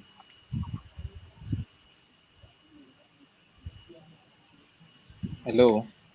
Okay, okay. I think Mr. Benjamin is gone. It is network. All right. Okay. It's going to be back. Okay. Ordinarily, if you ask me, I am not really too much of a fan of giving out a specific number of time to talk in a discourse like this. Like at least Mr. That's going to put that. Oh, you still talking? So I think along the line, we will definitely give Mr. Femi Animashaun and Mr. Benjamin that privilege to at least, of course, like exactly. So just hear from each other and not necessarily give you time. So, okay. Yeah, Mr. Benjamin, your time is up. All right. Mr. Femi Animashaun has said some things. Dr. Brown has said some things in the comment section, in the private chat. Okay, Ahmed Zakaria wants to say something. Okay, Mr. Benjamin, yeah, your time is up. So I was saying something. So I'd like us to look at this.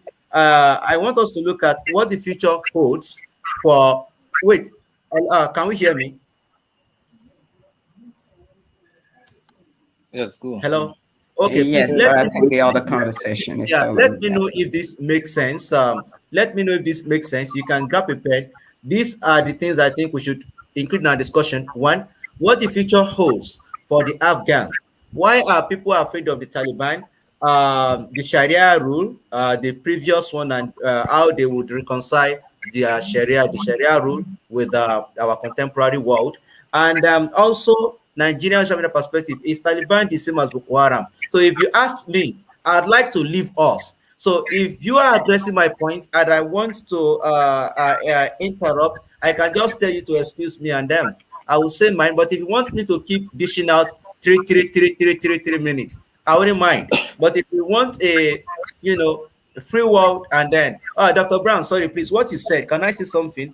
What you said was not, I don't think, okay, okay, look at wait, this is what I want you. So yeah, should we do it like that, or we continue with the 3 minutes? Take your opinion. 3 minutes. 3 minutes is better. Who is going for 3 minutes? Who is going to do for the free? I think two people have already spoken. I think let's continue from where we stopped so that at least it will go around, and if we have any other Yes, input. I think in that sense, so everyone would be included. So I don't know. I'm asking. So should we continue 3 minutes, or we make it a freestyle for everyone, and not It's just better. We are not Let's going stay to. with the 3 minutes and stay focused with the points, because that would make it a little bit more dialoguable, kind of All stick right. to the point to make it engaging Exactly. for So those. Mr. Ali want to speak. Let's let Mr. Ali. Yeah, you want to say something, please? Yeah, say something, Yeah, please. 3 minutes. thank you very much for this wonderful program. I appreciate our elders here who have spoken very well. And in fact, I want to apologize for joining you very late. Hope you can hear me, sir. Yeah. Yeah, we can. Yes. Uh, from the points you have listed, the elder in the house has spoken very well in that regard, and my colleague here also have spoken very well. I just want to add something based on point number 2 or number 3 about the future of Afghanistan. As we can see, when we link the history and the present situation, when you look at the way the Taliban came now, is different from the way they have operated before. Previously they operated as a kind of almost an enemy to the Afghan people.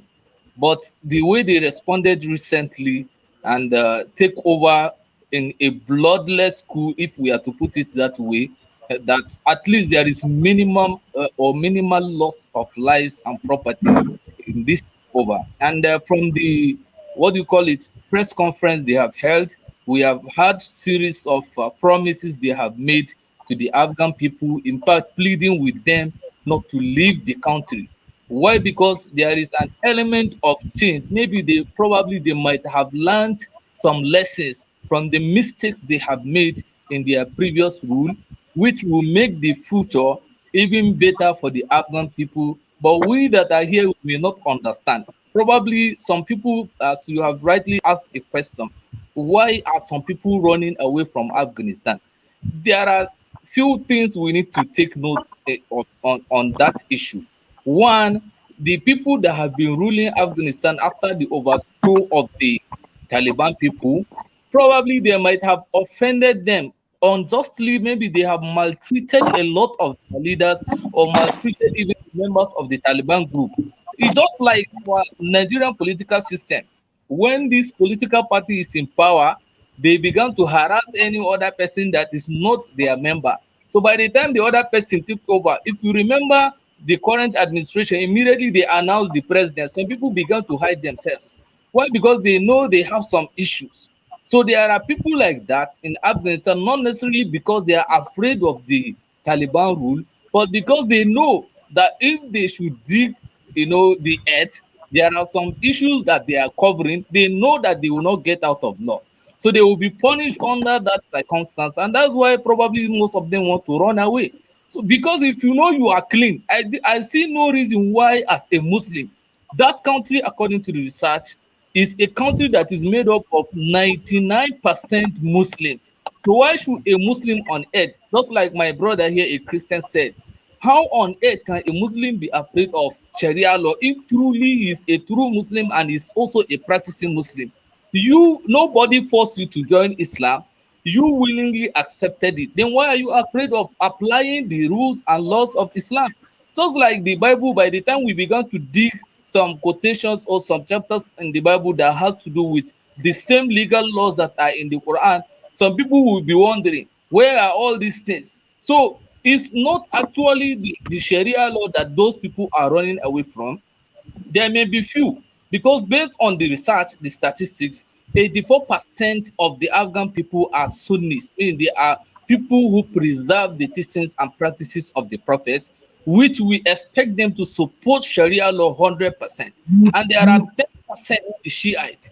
These 10% too, they call themselves Muslims. and you don't expect them to go against the Sharia. In fact, the most noisy sect of Islam when it comes to the issue of supporting the Sharia law is this Shiite that used to say it publicly. Even though the Sunnis are looking at them that they are just shouting it, they come out to demonstrate and harass people. But I can see you raising hand. But the truth of the matter is that as far as Afghanistan remain, majority Muslims, then those people that are running away, probably they are running away because they have one issue or the other, not because of the laws of the Quran or the Sharia law that the Taliban want to implement. Thank you very much for giving me this wonderful time. Thank you. Okay. Thank you very much, Mr. Ali Musa. No, no. I can see Dr. Brown raising his hand. I'm going to let him speak. Ahmad Zakaria, where are you? He's our Sharia advocate. State the point. Okay, we need to open up the mic, explain better. Yeah. Consequent to what Doc said, so I just state this just to aid our discussion. Now, according to Mr. Ali Musa, Afghans, since they are 99% of Muslims, they should not be scared of being ruled by the Sharia law. But based on the knowledge, little knowledge that I seem to have, I understand that, for example, democracy. Democracy on its own is quite of relative. It's kind of relative to different countries that practice them. Like the Nigerian system of democracy is not the American system of democracy. Democracy in other places is not the same type of democracy elsewhere as well. And I think also the kind of Sharia that is kind of being used in Saudi Arabia is not the type of Sharia that we have in the likes of Iran. So when we say the Sharia, when we support a certain type of Sharia, so let us put that Sharia into context. So when we say the Afghans should be fine with the Sharia being used, so what type of Sharia is the Taliban going to use? Do they really reflect the thought process of Mr. Ali Musa as a Muslim? To be very, very clear, like different countries take up a certain political system and then they exercise it based on their own reality.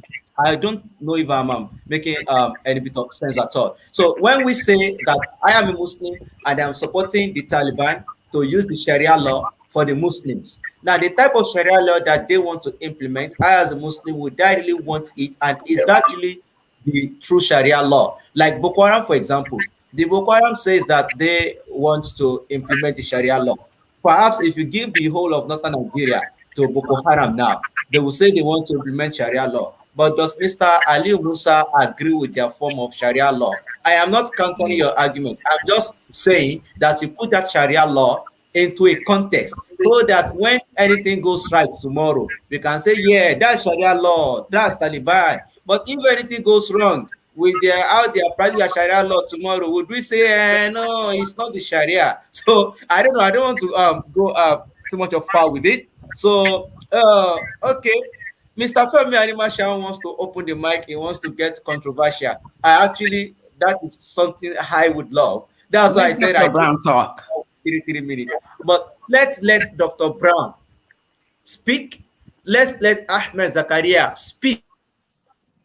And me, I want to leave the floor open, and then we'll discuss till we are tired, and then we'll get to bed. So, Dr. Brown, we can get Okay, yeah. as controversial as we just problem. Okay, that's fine. Thank you so much once again. So I need to clarify something about my first exposition that I gave the other time. So when I said America is powerful, they don't really need any excuse to invade any country in quote. It is a figurative speech anyway. It's not as if, of course, America will try to respect the sovereignty of even the weakest country on the earth. But when we're talking about in military terms, I mean, like they could literally, they have all the resources within their reach to like get to any country they want to in the whole world. That was what I was saying. I'm not supporting the fact that they should do that. I mean, by going to other countries. I'm not in support of something like that. So secondly, to Mrs. Ajibola, I'm really sorry about your experiences, everything that you passed through in the West, and also myself being a Muslim. I also have a wife. I have two kids already. They are females, and they use the hijab. So I know what Muslim pass through, and I also pass through all these things. Now, to one thing that we should talk about is the as Mr. Femi Animashan said, 911 changed a lot of things about the whole world. If 911 did not happen, will America have the excuse to invade Afghanistan or Iraq? I mean, there wouldn't be anything like that. Then, secondly, we were saying, oh, out of all the hijackers, 15 are Saudis, one is an Egyptian, one is a Qatari citizen, and all those things. In military, within the military circles, I know what they try to do is they try to get they try to like attack the mastermind of any crazy event. I mean, they can't go through all the pawns. Those guys, the hijackers, they're like, if we have like a former military setting, they are like the privates. You understand? So they try to go after the general. I mean, the mastermind of these murderous activities that happen in America, which is Osama bin Laden, and he was in Afghanistan. Of course, he was moving in between Afghanistan and Pakistan. He was moving in between the borders, and he was killed eventually in Pakistan. So, will we, as a person, if if there is a compound over there, another house, and in that house they are plotting to attack me, and I have evidence that these people are plotting to attack me, and they actually attack me, will I say, oh, let me just sit down in my compound and wait for another attack when I have the resources to nip all the attack at the earliest stage? I mean, we can't we have to put ourselves in their shoes too. If you are an American, will you be happy about everything that happened in 911? Will you say, oh, you want to respect the sovereignty of Afghanistan and you leave Osama bin Laden to be planning another attack? Of course, another thing too, in another in on the other hand too, if I was an Afghan citizen too, I won't also be happy with America, because America routinely bomb people, they call them collateral damage and all sorts of things. A lot of Afghans lost their life during the course of these 20 years invasion. In the thousands, innocent people, women, children, fathers, a lot of resources have been lost in Afghanistan due to America. Of course, I won't be happy too. But we have to look at we have a doctor here too, Dr. Benjamin. We have in medicine, there's something we call the rate limiting step. So we have to look at this. If we arrest a step, if we want to like control a whole cascade of things, if you arrest the rate limiting step, you are going to stop everything about that chain reaction. That is simply what America did. Even Saudi Arabia too, they all have extremist people within their country. Everybody is fighting these people. We have ISIS, we have Daesh, we have a lot of extremist groups. Nobody is going to open his eye and say, "Oh, you want to respect the uh, territorial integrity of a country that is planning to bomb you." Like I like the example Mr. Femi Animashan gave. If, for example, if Nigeria Intelligence Authority have enough credible evidences that Boko Haram is planning with Niger Republic to attack Nigeria, do you think Nigeria is going to stay and all our DHQ, everything we see in Abuja, and they won't attack Niger? It's not going to happen. We are humans. So we should always remember this. We are humans. So, to the main thing again, to the question that you asked, that what is the future of Afghanistan? Why are people running away? I think, yes, there are a lot of factors why people could be running away from Afghanistan. There are some people, like someone explained, like when APC when they are in government, a lot of people try to like hide because they've done some certain things. Fine, it's happened to you in Afghanistan, but also we shouldn't dismiss the fact that some people are leaving, some people want to leave because of what they've experienced in Yeah, 1996, 3 minutes is up. 1997, up to 2001. So we can't dismiss all these experiences, which are real. We can't dismiss everything and say, oh, everything is a conspiracy or something. Yeah, thank you, Dr. Brown.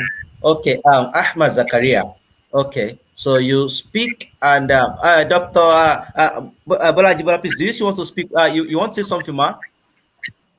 Let him finish speaking. Yes, I Okay, do. so Zakaria, and after that, Mrs. Bola Jibola, and then please let it just be an open floor. And let us include, is Boko Haram the same as the Taliban? So I think, Zakaria, you can help us differentiate between Taliban, Daesh, and Boko Haram. And so, thank you. First of all, I hope I'm audible. Please, you can hear me. Can you hear me? Yes, please. Okay. First of all, we have to understand the basic fact that US is not the scale for us to judge the whole world. Say because it is done in the US, then that is the standard. Just because 9/11 happened in the US and it changed your world, don't think it is right for you to say that, okay, it changed the whole world, because it is your world that is changed. 200 million Nigerians here, 60 million Afghans, other Africans, they don't know that 9/11 happened. They don't even care. Their own world, in a different manner, has been affected. So I think it's not fair to judge other people based on your own experience and say it changed the world, this and that. The world is bigger than the US. US is not, there is China, there are other people a lot. So no citizen is more important than another citizen. That will say, okay, losing one citizen here is this. Losing one Afghan is the same as the US. Same blood that flows in the Afghan is the same blood that flows in the US and the same blood that flows in the UK person. Everybody is equal. Nobody is more equal than another. That will say, okay, it is an excuse because we lost one soul to invade a country of 60 million people and destroy their political system and say, okay, we should have sympathy. And then we come and speak about the Palestinians that, okay, because they were jubilating, we lost sympathy for them. Yeah, Israel can do what they want. All this, I don't even understand. This, I don't know what to call it, but let me just pass. Boko Haram and Taliban are not the same. Anybody who is comparing Boko Haram and Taliban doesn't remember the basic history of how both of them were formed. Both of them were formed differently, and their aims are different. Taliban was a government. They were the government that were ruling. They had an emirate, Islamic Emirate of Afghanistan, before they were invaded by US, and then they were displaced, and then later they came back to power. For Boko Haram, they are fighting the Nigerian government. They want to establish an Islamic state. So they are not the same. And this one, the Taliban, they are Hanafi, they are Ash'ari, their madhab is Hanafiya and Ash'ariya, and they are Maturidiyya. Yes, they are Ash'ariya and Hanafiya. And Boko Haram, they claim to be Salafis. They claim to be part of the Islamic State. That's why Taliban and Islamic State are always fighting. They are arch enemies. They are not even friends. They don't even have any relationship. They are always fighting each other more than the Americans are fighting them. So even if you look at it, the IS fought Taliban more than Americans fought IS. So it is like that. So I think the future of Afghanistan is very bright if we do not interfere, because I can see the US is still interfering. They want to interfere. They want to support the Northern Alliance. All those interferences that is not actually important. And they are speaking about women rights of women. All these things that, if we follow the Islamic perspective, it will be better. Things should be done gently and in a calm manner, not that we just sit down in the room and say, no, these people are not giving women their rights. We invade them, we'll do this, let's get them out. Getting them out is not what will guarantee their rights. And if you are really with their rights, if you want to give them their rights, then you should help them fight poverty, build universities, give them scholarships. You don't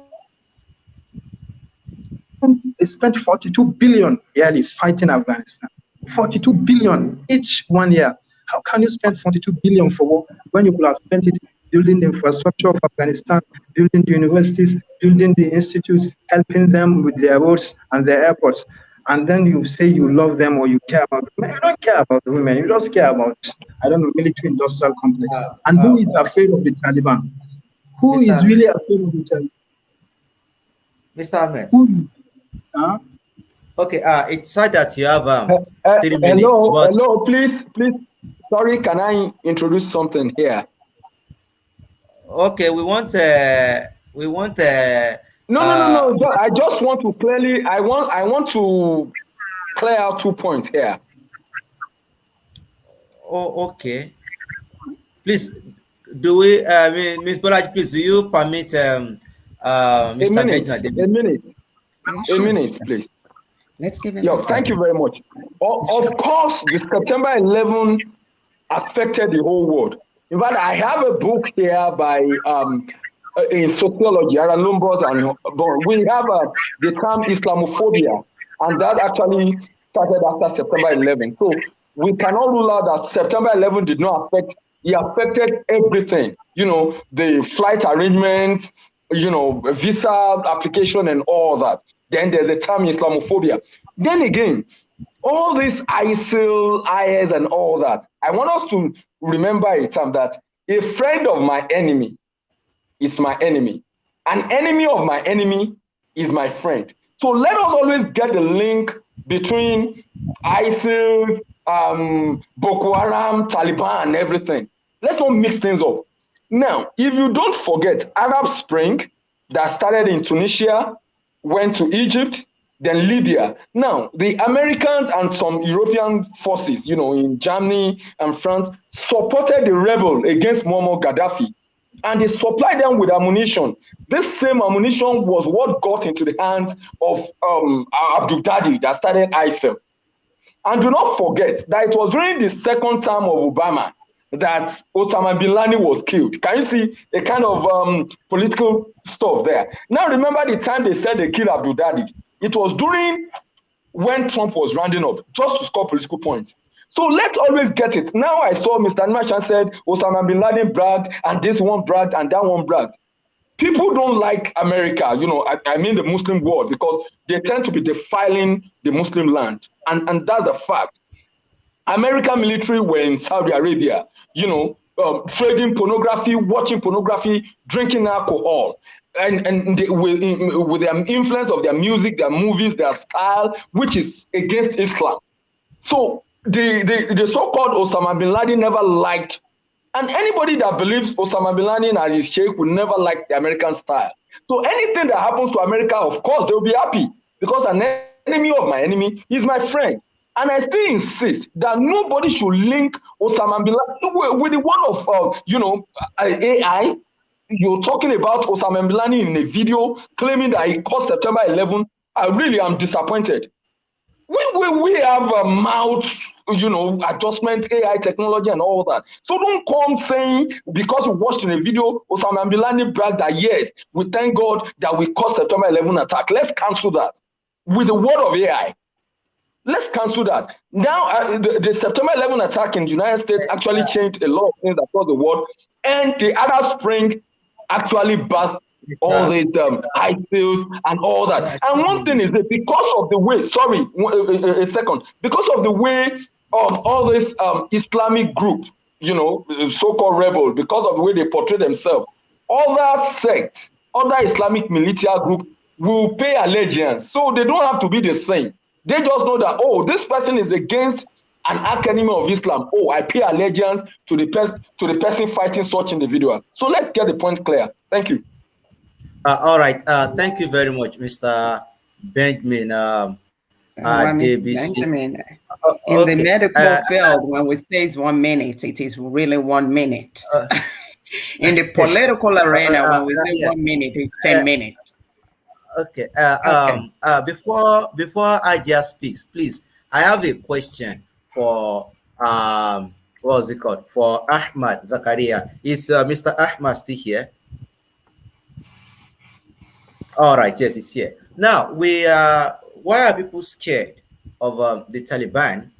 From the information that got to us, whether it is true or untrue, where you will put in position to justify that.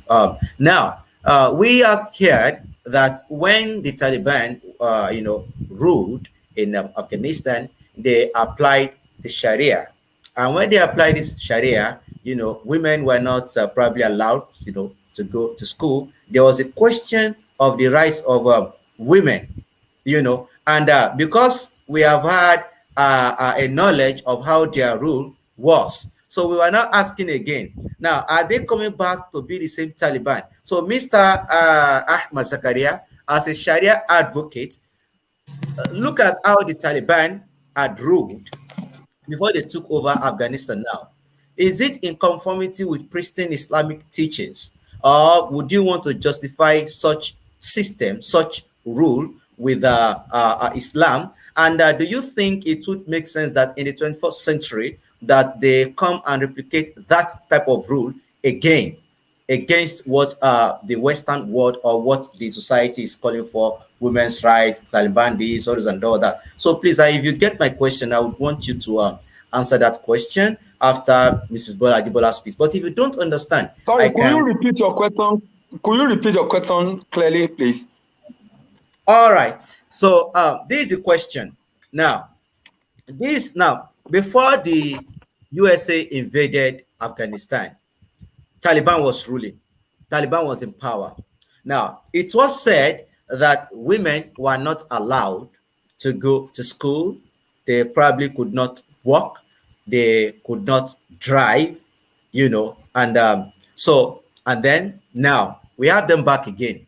And then we are asking women we are allowed to drive, and then we have our to walk, to go to school. Now, Taliban is saying that, yes, so they would. So now we have a little bit of a contradiction here. So Mr. Ahmad Zakaria is a Sharia advocate. So now let him now look at the past rule of the Taliban. Is it in conformity with pristine Islamic teachings? Is that how a Sharia Islamic society would be like?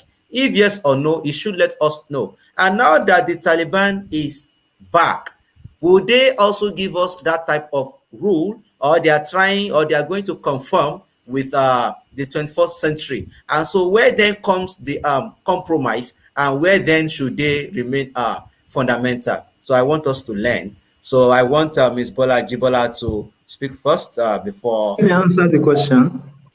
Can you wait, because that seems to have taken us to a different level. Can you just wait, let me finish, and then Exactly, yes, exactly, yes. And the reason why I want us to really stick with the point is that the Middle East, it's a very dynamic area. And if we have to look at the spectrum of the Middle East by the Western culture, we will always be in conflict. Now, I don't need to define democracy for any one of us on the platform or for our audience that might be watching. But my question, which I always even ask in the African content of democracy, is that the democracy dictated by the Western world, does it work even in their own democratic nation? That's a thought that you need to check. For us that live in the system, we know it's not always of equity.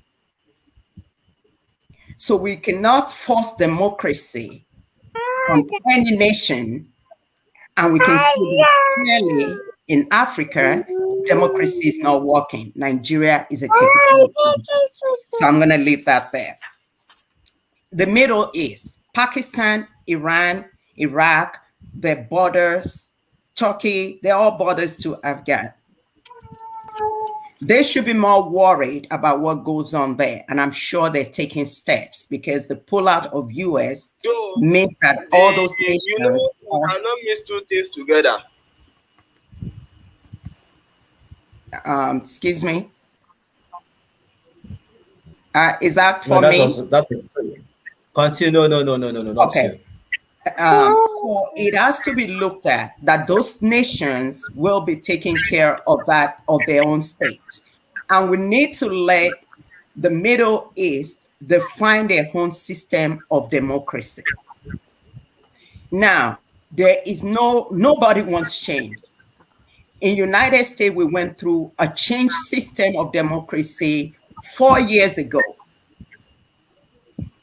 During that 4 years of that regime, the minority of this country can actually outline what happened to them. And that is a system of government, of governance, of democracy. So with the Taliban coming back, their government, and they're different from a forced Islamic state of Boko Haram that is being forced. Whatever they define, I'm sure people, all other nations are not just going to watch them to do whatever. And that's why I said those that are their neighbors are always also going to have to pay attention to what goes on. People may be running away because of experience, because as human beings, we remember the past and we can envision the future of what these people would do. It's like having Abacha come back to say he wants to be a new governor, a new president. Nobody will want to live through, and I was in Nigeria during Abacha's regime as well. So nobody will want to go through that again and not say they're escaping. We need to let people define the way they want to rule. We may assume that they did this, they did that. And in our own private chat here, Mr. Anima Shao mentioned that the Taliban killed the police chief or something. I remember when Rawlings came to power, he executed all those that could be a threat to his government. So that is basically how leadership works. I won't say leadership. I would say a governance of this, because it's almost like a military kind of takeover, even though it's not a military takeover. So we need to really pay attention, but not to be too judgmental and too critical. When everything happening, I mean, it's like by the minute we're being updated here. But we need to watch with a very sensitive eye and know that what we determine may be cruel for that nation may just be perfectly well. If I have to determine the type of government we need to have in some African nation, it will not be so democratic because we're a different breed of citizens. And we may need a different criteria to really handle things differently than what takes place here. Yes, Mr. Animashan, you can shake your head, but I live in the United States and I've experienced the government here from Reagan to the current government for 40 years. And they're all totally different in how they display and put up even this democracy that we talk about. In some government, we experience as minority. I mean, what we fight here is pretty much race and partly religion. Somebody mentioned Islamophobia. It is still very strongly in the system. We still face it, especially those of us in the South. So we can look at the other way. No matter how great things are for us in the United States, we have the sour part, and we need to face that reality. Islamophobia is very well present. And that's why I said, as a Muslim woman that uses a hijab 24/7, I can speak to that fact. And I can tell you, I've actually been a victim of that. So we can paint America in this gold and diamond picture. We have our troubles and we have our challenges. And that's what makes government government. The Taliban are going to have their challenges and their troubles. And we need to either support it or we need to be going to war in everybody's country. I rest. Thank you very much, Ms. Bola Hibola. Okay, does it make sense if we leave the floor open? Okay, yes. Okay, yes. I think someone is also coming to join in. Faisal should have joined since. I sent him the link. He's going to meet us. So I'm going to leave I'm going to leave it open. It's going to be an open floor. If it becomes too Okay. chaotic, we'll mute everyone's mic and bring everything back to order. No problem. All Okay. right, please, an open floor. So, and let's act Okay, maturely good. and exactly. Good. Okay. I need to respond Let to me a few clarify things. your I question. want to bring up a few things as well. Please, we can't We hear just, you. Okay, like I, that. okay. I said I need to bring up, let me close the Facebook thing because it might be creating a problem here. But I need to raise a couple of issues here about double standards. Okay? A Muslim can go anywhere in the Western world, live there, wear hijab. Now, first of all, Animation family, my family, they are mainly Muslim. We have Christians too now. I'm a Christian, but we built the first mosque in Lagos State. My great grandfather. Okay, so nobody can accuse me of bias in terms of religion. And as you know, we Lagosians are very open. We allow everybody to believe what they want. It's not religion is personal. Now, we just heard a Muslim woman in the United States speak out. We've seen even Muslim police women with hijabs. Okay, Where, um, how recent? in Minnesota, Okay. they are But Muslim. that's very recent. That's very recent. Well, I that's was denied recent. a Now, job this, because I wait, was a wait. This is Muslim an woman. American. This is in I, America. We're not talking about Yeah. in Saudi Arabia. This is in America. We're talking about. Now, let me land. I'm still trying to say some things here. There's a double standard, and I think this issue of takia needs to be addressed. Okay, because we seem to get a lot of deception and double standards. We have, for one moment, we're seeing Muslims speaking out in America unperturbed, no problem, no issues. But even a Muslim woman in Afghanistan will get beheaded if she speaks out on certain things. So, I mean, let us just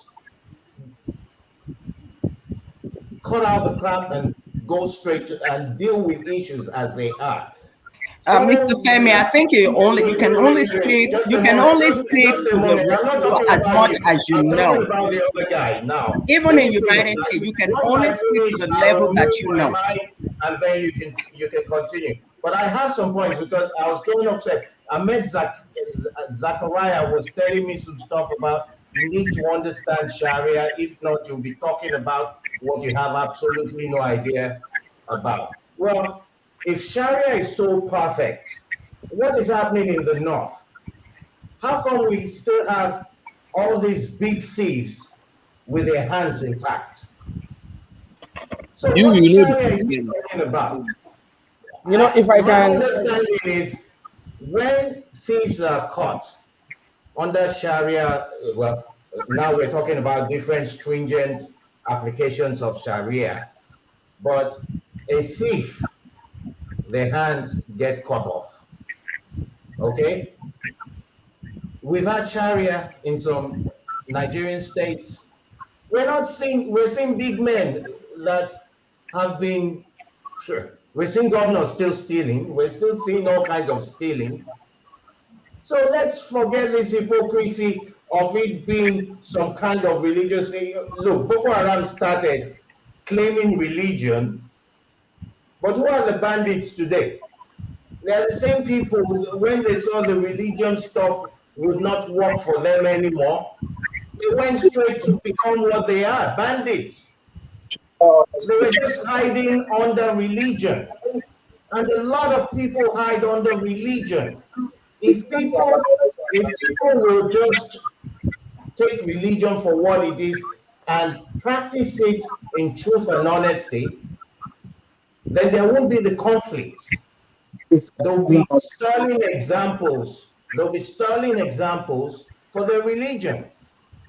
So we hear people talk all this stuff, and they try to look all IT and stuff, but then you look at their backyard, it's a lot of junk going on there.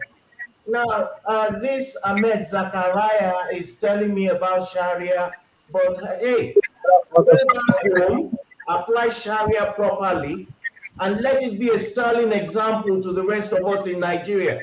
I support Sharia fully. I support Sharia law fully if it will be implemented, not knowing any man, woman, or who they are, or anything like that. I will support it. As a matter You of know, fact, I have if spoken I a can, few times. if Wait, I wait, can let me butt finish. in I'm there. about to round up. I'm about to round up. I've Okay. spoken a few times on my Facebook that if Sharia law could be applied to Nigeria for at least 5 years or so to straighten up Nigeria, I will support it if it will be done honestly.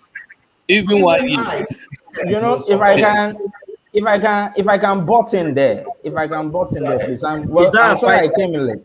Yeah, Go this is ahead. a fight scene. Can we all see me? Good. So if I can butt in there, there's this common maxim, and they will tell you that Islam is perfect, but Muslims are not.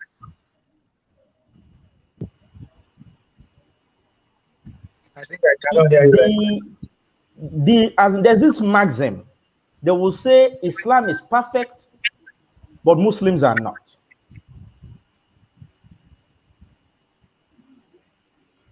Yes, go on. Anything that is codified in law, a lot of times it's not just about what's in the books, written and or unwritten. It's also about who is implementing it and how Good. sincere, how altruistic, and how committed, how personally committed to that law the implementers are. I watched an This is interview I watched an interview this afternoon. It was that interview was granted by a young Taliban PR guy.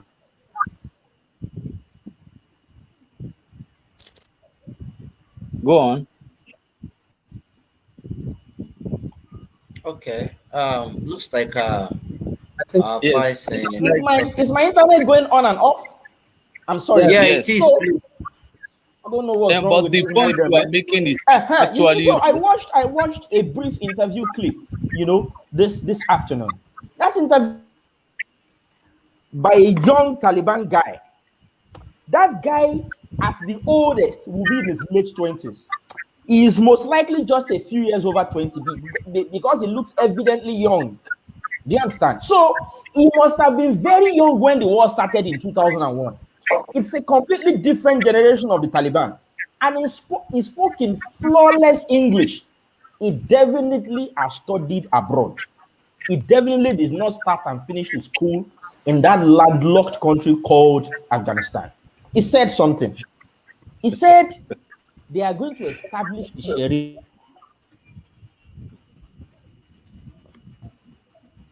Your mic is off.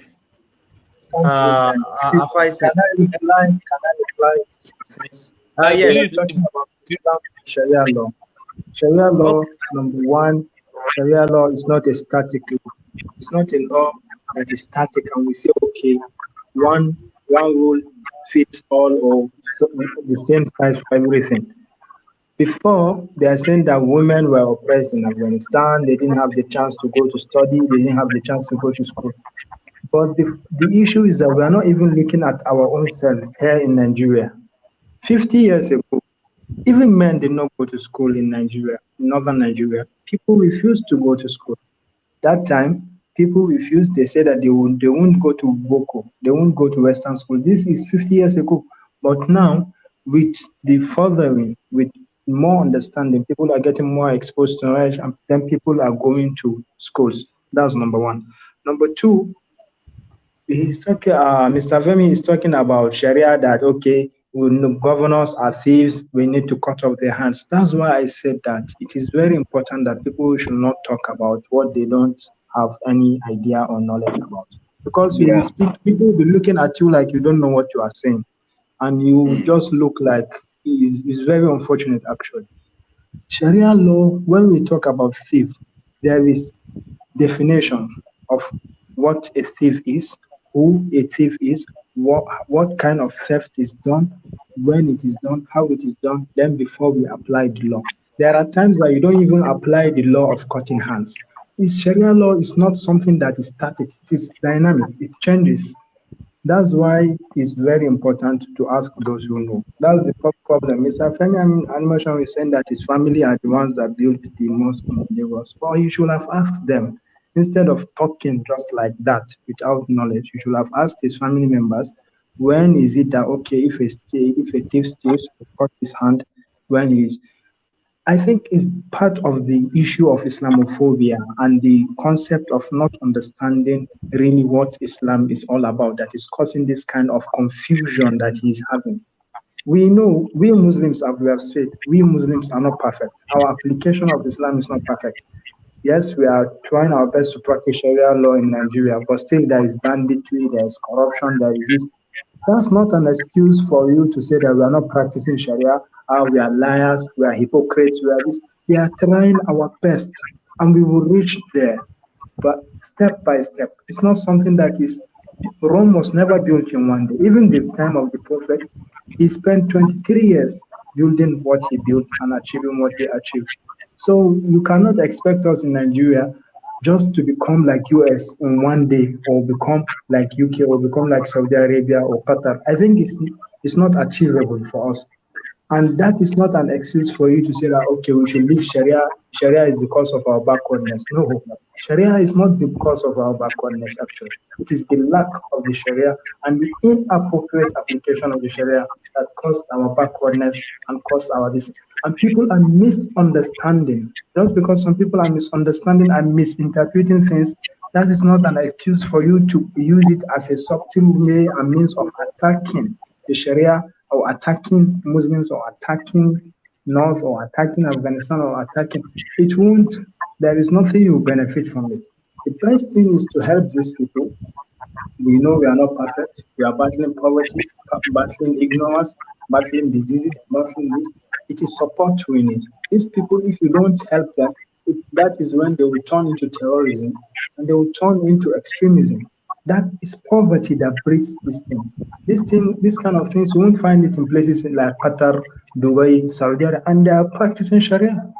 It's because of poverty that we are having all this extremism. And even in Afghanistan, all those money that was spent on the war, if it was spent on developing that country, I'm telling you that country will have been far developed. But the attention has been diverted to war, fighting, killing, attacking Sharia, all those things that will not is counterproductive. It is counterproductive. It will not reach, you will not benefit anything from it. Please, someone else should take the floor. Thank you very much. No, thank you very much. Please, can I add one or two things on this? All right, please. I actually heard what he said, which is right. Someone said the law may be perfect, but the most important thing, the application of the law, and which is a common perspective when it comes to Nigeria.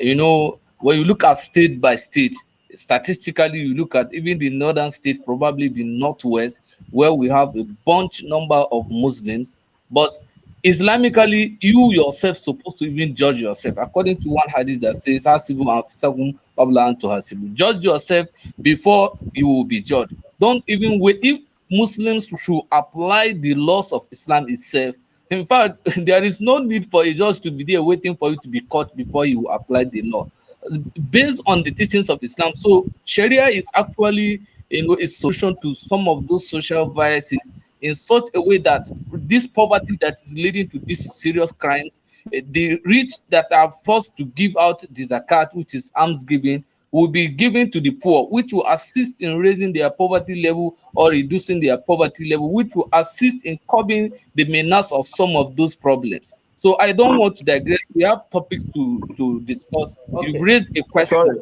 about what the differences between the Taliban and the Boko Haram, which I wanted us, if you can be assisting us in picking topic by topic. When we finish with this topic, we'll go to the next topic so that we will not digress to another area. In one or two sentences, when you talk of Boko Haram, and the Taliban. One person has spoken about it, which is correct. The way they were formed, the mode of operation, and even the understanding of the people in both Nigeria and Afghanistan. Everybody, except if you are not in the media, that you think that Boko Haram and the Taliban, they are doing the same thing. In fact, the Taliban, from the word, is signifies students, which Boko Haram are totally against any form of education that has to do with Western education. But these guys, they have lawyers, they have medical doctors, they have whatever. They are not even against Western education, but they are against Western culture invading their own inherited what they Exactly. culture. So this is why they are having support of the indigenous. Why? Because they think these Taliban are the ones that are going to help them to preserve their inherited culture, which they are accusing of America of trying to destroy that Islam and the culture they have inherited. So these are two separate things that are different. These guys, if you look at our own problem here, even we, the Muslims, we are not safe. The Christians are not safe. The pagans are not safe. Scholars are not safe. Nobody is safe. You can see, if you recall what happened in the mosque in Kano, the emir was even there. God so kind, he was just lucky to escape. Look at hundreds of Muslims in a worship center, for God's sake. It happens again. A church was bombed by the same Boko Haram sect. What kind of Sharia are you bringing? Muslims, from the historical point of view, our prophet was reported to have received the delegations of Christians inside his own mosque, which is ranked the second most holy mosque in Islam. And he asked them to enter into his own mosque, and he listened to them and they discussed. In fact, if you go to the Islamic history, you will know that these guys that are claiming to be fighting for Islam, they are just using it for a different, just as someone has said, it's just cover. But in actual sense, they have no connection. The Taliban are fighting for a different cause. These guys are fighting for another thing. May God help us. Thank you very much. Thank you Sorry, can very I come much. in? I Okay, was all going. right. Okay, Mr. Animashan already left, so what I wanted to say was actually, oh, okay. okay, he's on Facebook now giving us, well, what I wanted to really say when he was talking about Okay. double standard, and I guess he was referring to the fact that as a woman, I could come on media and speak. I didn't have to come to America to do that. I'm a Lagosian as well. So I definitely understand the kind of Islam we practice in Nigeria is totally different when you come into an Islamic nation. And that is a choice that, I wasn't born in Afghanistan, so I don't have to really know. So even in Nigeria, women are focal to some extent. Maybe in the north, they're more restricted. But in the south, in the west, southwest, we're very focal. We've always been able to address our issue and use our voice. So I'm privileged to have that. And Islam also gives a woman the right to express herself, even without social media. Before social media became a big thing, a woman has the right to express herself. And I think one of my brothers was just saying what Islam is against is this Western culture.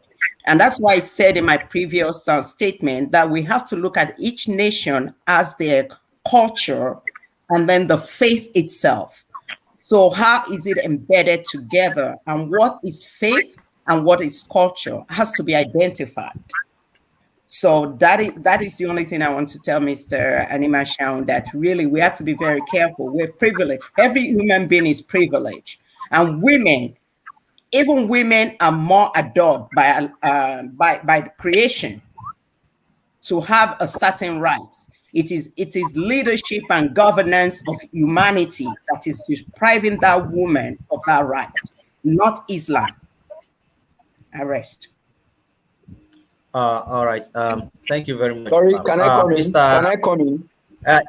Yes. Before you come Okay. in, let me, Okay. okay, yes. Let me just state this. The discourse was actually not even to be whether Islam or no Islam. We are putting this thing within the context of the Taliban. So, like I have noted earlier, the Actually, I only Sharia. addressed that because of what Mr. Femi said. Exactly. So Sharia, according, like I said, democracy varies from country to country, and as far as I know, that sometimes the Sharia kind of varies. Let me give an example. I'm not trying to get in the conversation, just trying to set the record strictly. Now, when you look at Saudi Arabia, for example, the Sharia law is ultimate. It is absolute. It is there. So when you look at Sharia law in the north, it is at the mercy of democracy, because the Hizbah themselves, they are more or less like civil servants, and they do not have that power, that independence that the judiciary has. I don't know if that is clear. So I think in that sense, I don't think it is more of a talk that why are the hands of the rich not chopped off? Because even under democracy itself, we are seeing very corrupt politicians hire sons to get themselves out of troubles. Why the one who steals Gary gets killed or gets mobbed? So the discourse was actually to put it within the context of the Taliban. Now that the Taliban has taken over Afghanistan, now people are running. Some people are concerned. Should we just leave the Taliban? Let the Taliban rule the country how they want, give them their sovereignty, give them their independence, the same way any government will rule the country how they want? Or are there really human rights concerns about the Taliban ruling Afghanistan? That is it. It was not supposed to be a discourse of whether religion, something or something like that. Exactly. So that's the context. Okay, yeah, Mr. Benjamin, please. So we go to bed. It's Okay. late. Yes. Yeah. Thank you very much. I don't know. I think we should set the record straight. We cannot discuss this issue without involving Islamophobia, because this issue is all about the Taliban, which are Muslims, and they are Jews of the Sharia law of the 6th century, which the media keeps saying that the way they understood the Sharia law is what they're doing, and that's what is making people afraid. So we cannot rule out the fact that Islam is involved, Sharia law is involved, Islamophobia is involved. So let's get the record straight. But this is one thing. I grew up from a religious, heterogeneous background. Like, we have Christians and Muslims in our background, and there was no time where there was any issue on religion. And I think ignorance is part of the main problems we have here. In Quran chapter 109, Surah Al-Kafirun, it said, if you meet someone that doesn't believe in the faith, you're going to tell the person, you don't believe in what I believe. I don't believe in what you believe. You go your own way, let me go my own way. Quran chapter 109, that's Surah Al-Kafirun. So somebody coming up and say he's putting on his fight because he believes in Islam, and he has organized suicide bombing or put a bomb in a public place, that doesn't add up at all. And don't let us forget, the whole world is saying, the Taliban are, they are tyrants, they are this, they are that. They've been there before the invasion in 2001. They've been in power. So why did Americans go there to invade? They say, oh, you are supporting our enemy, which is Osama bin Laden. Now, they did not find Osama bin Laden there. They toppled the Taliban government and instituted their own president, Amir Karzai, who was there between 2004 and 2014. I don't know if you can permit me to put in a few words. My village people came for me tonight. I spent the first 2 hours of this talk driving, and then my internet and my computer decided to misbehave at the same time.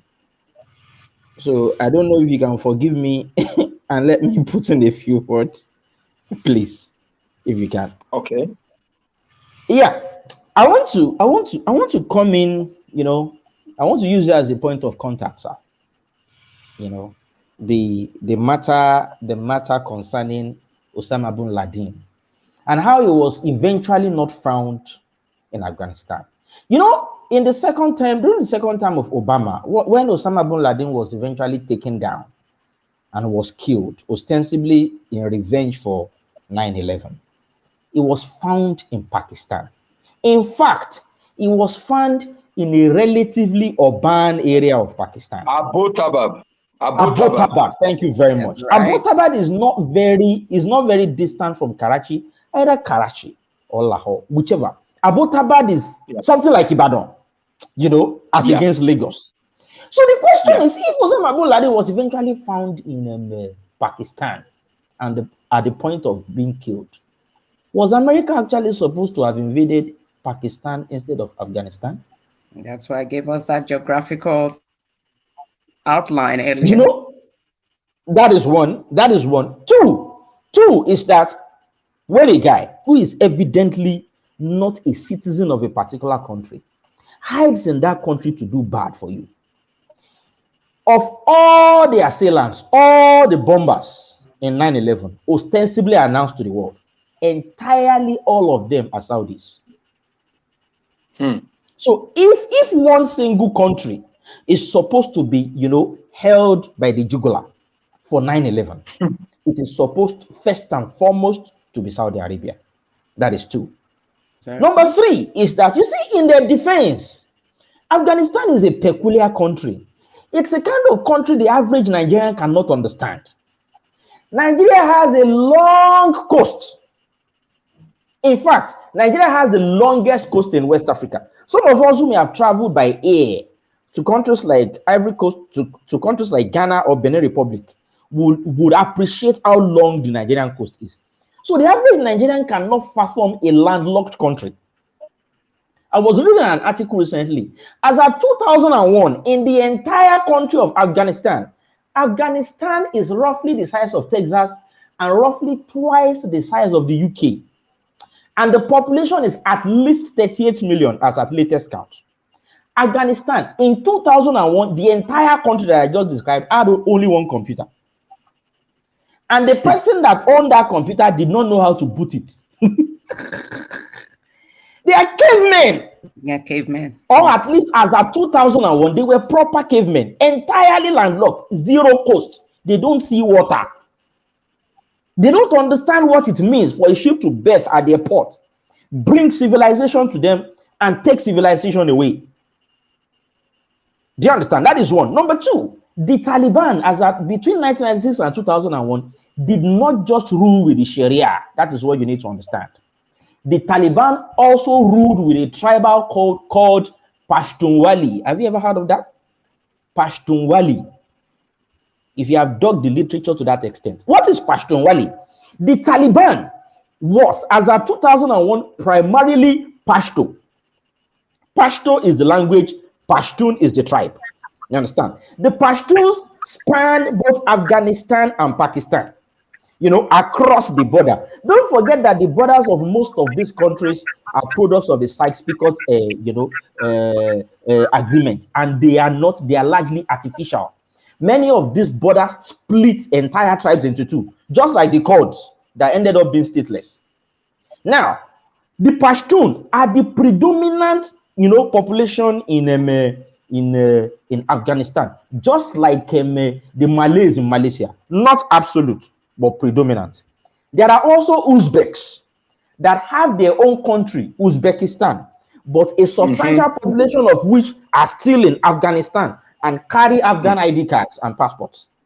There are also Tajiks that have their own country, Tajikistan, but part of them were cut into modern day Afghanistan and they carry Afghan passports. So they are ethnically Tajiks and Uzbeks, but they are, nationally Afghan. Now, Pashtunwali is essentially the tribal code of the Pashtun, most of which formed the Taliban as of 2001. But the formation and the character of the Taliban has evolved and changed substantially between 2001 and 2021, 20 years down the line. One, Taliban now has a lot of fighters in its ranks that are not Pashtun. They have learned to spread out. They have learned from the best. They have learned from America. They have learned the divide and rule tactics, that the best of the best brought in to break through their ranks and take their territory from them. So that was why when they started conquering territory this time, they started from the Northern Alliance. They started from Northern Afghanistan, the same territory where America landed and used as a point of contact to take them out in Kandahar and Kabul. That is one. Two, the Taliban now have within their ranks fighters that were not born yet in 2001. They were not even born yet. Teenagers, 15, 16, 18, 19, early 20s, who are either not born at all or they were too young to even understand what a war is as September 2001. That is two. Number three, the Taliban now have within their ranks slick English speakers. This is an entirely new phenomenon that we are seeing on the media. In fact, now the Western media and even Al Jazeera are starting to report that the Taliban is doing what they call a PR blitz. You will now see them in their turbans.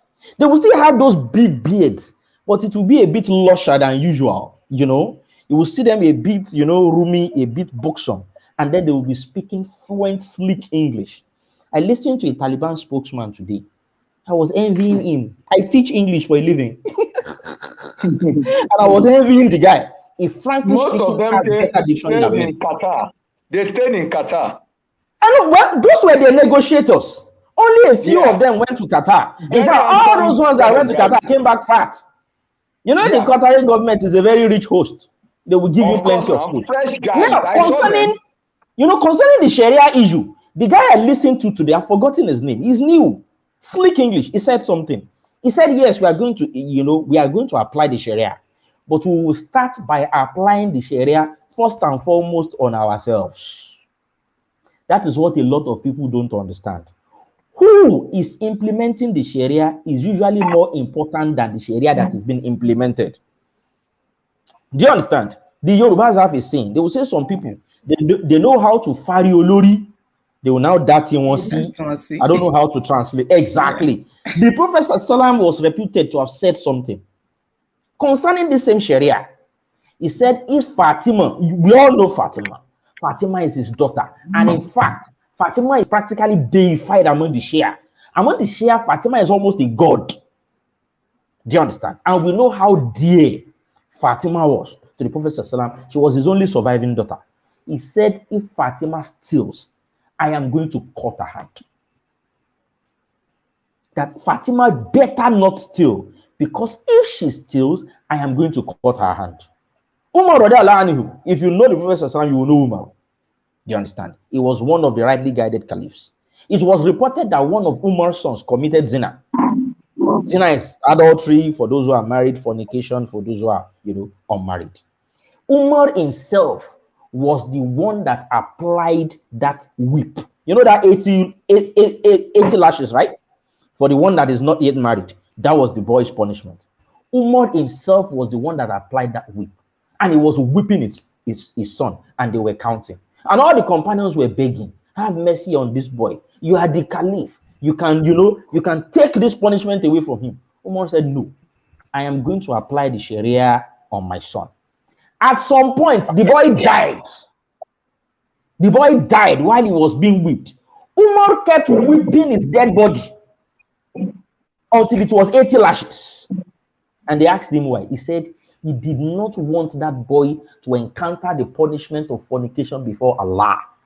That was why he was struggling, that the boy got maximum, the full complement of the Sharia punishment in this world. So you see, it's about who is applying it. Every law suffers that. It is every law in this world, divine law, non-divine law, even Martian law, whichever constitution in the world, it is about who is applying it, how objective, how fair, how just that person is, even to him or herself. Then, then others. Thank you very much for your comments. You have said a whole lot. Where I am in Nigeria. So, well, I think let us round this up on this now. We have Afghanistan.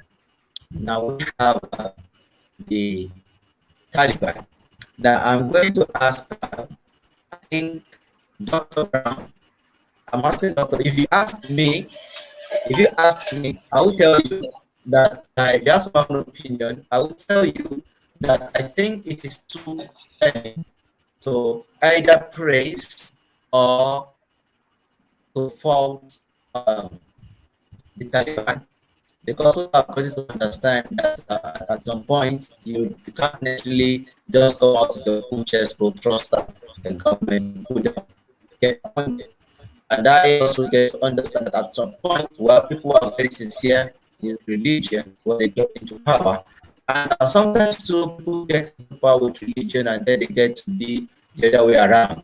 Just as people tell us we're willing to be free, they sell us freedom, they get into power and then they enslave us. So I'm asking Dr. Brown, uh, looking at Taliban and Afghanistan, do you think Taliban rule over Afghanistan for the Afghans? And I'm asking so the Brown to answer and what answer, and then if anyone has a question, we make our closing remarks and then we get to there. I can't say your It's question very very hard well. to Now, hear you what you said. yeah, I can't hear you. Okay, Lot of echoes. so can you hear me now? Yeah.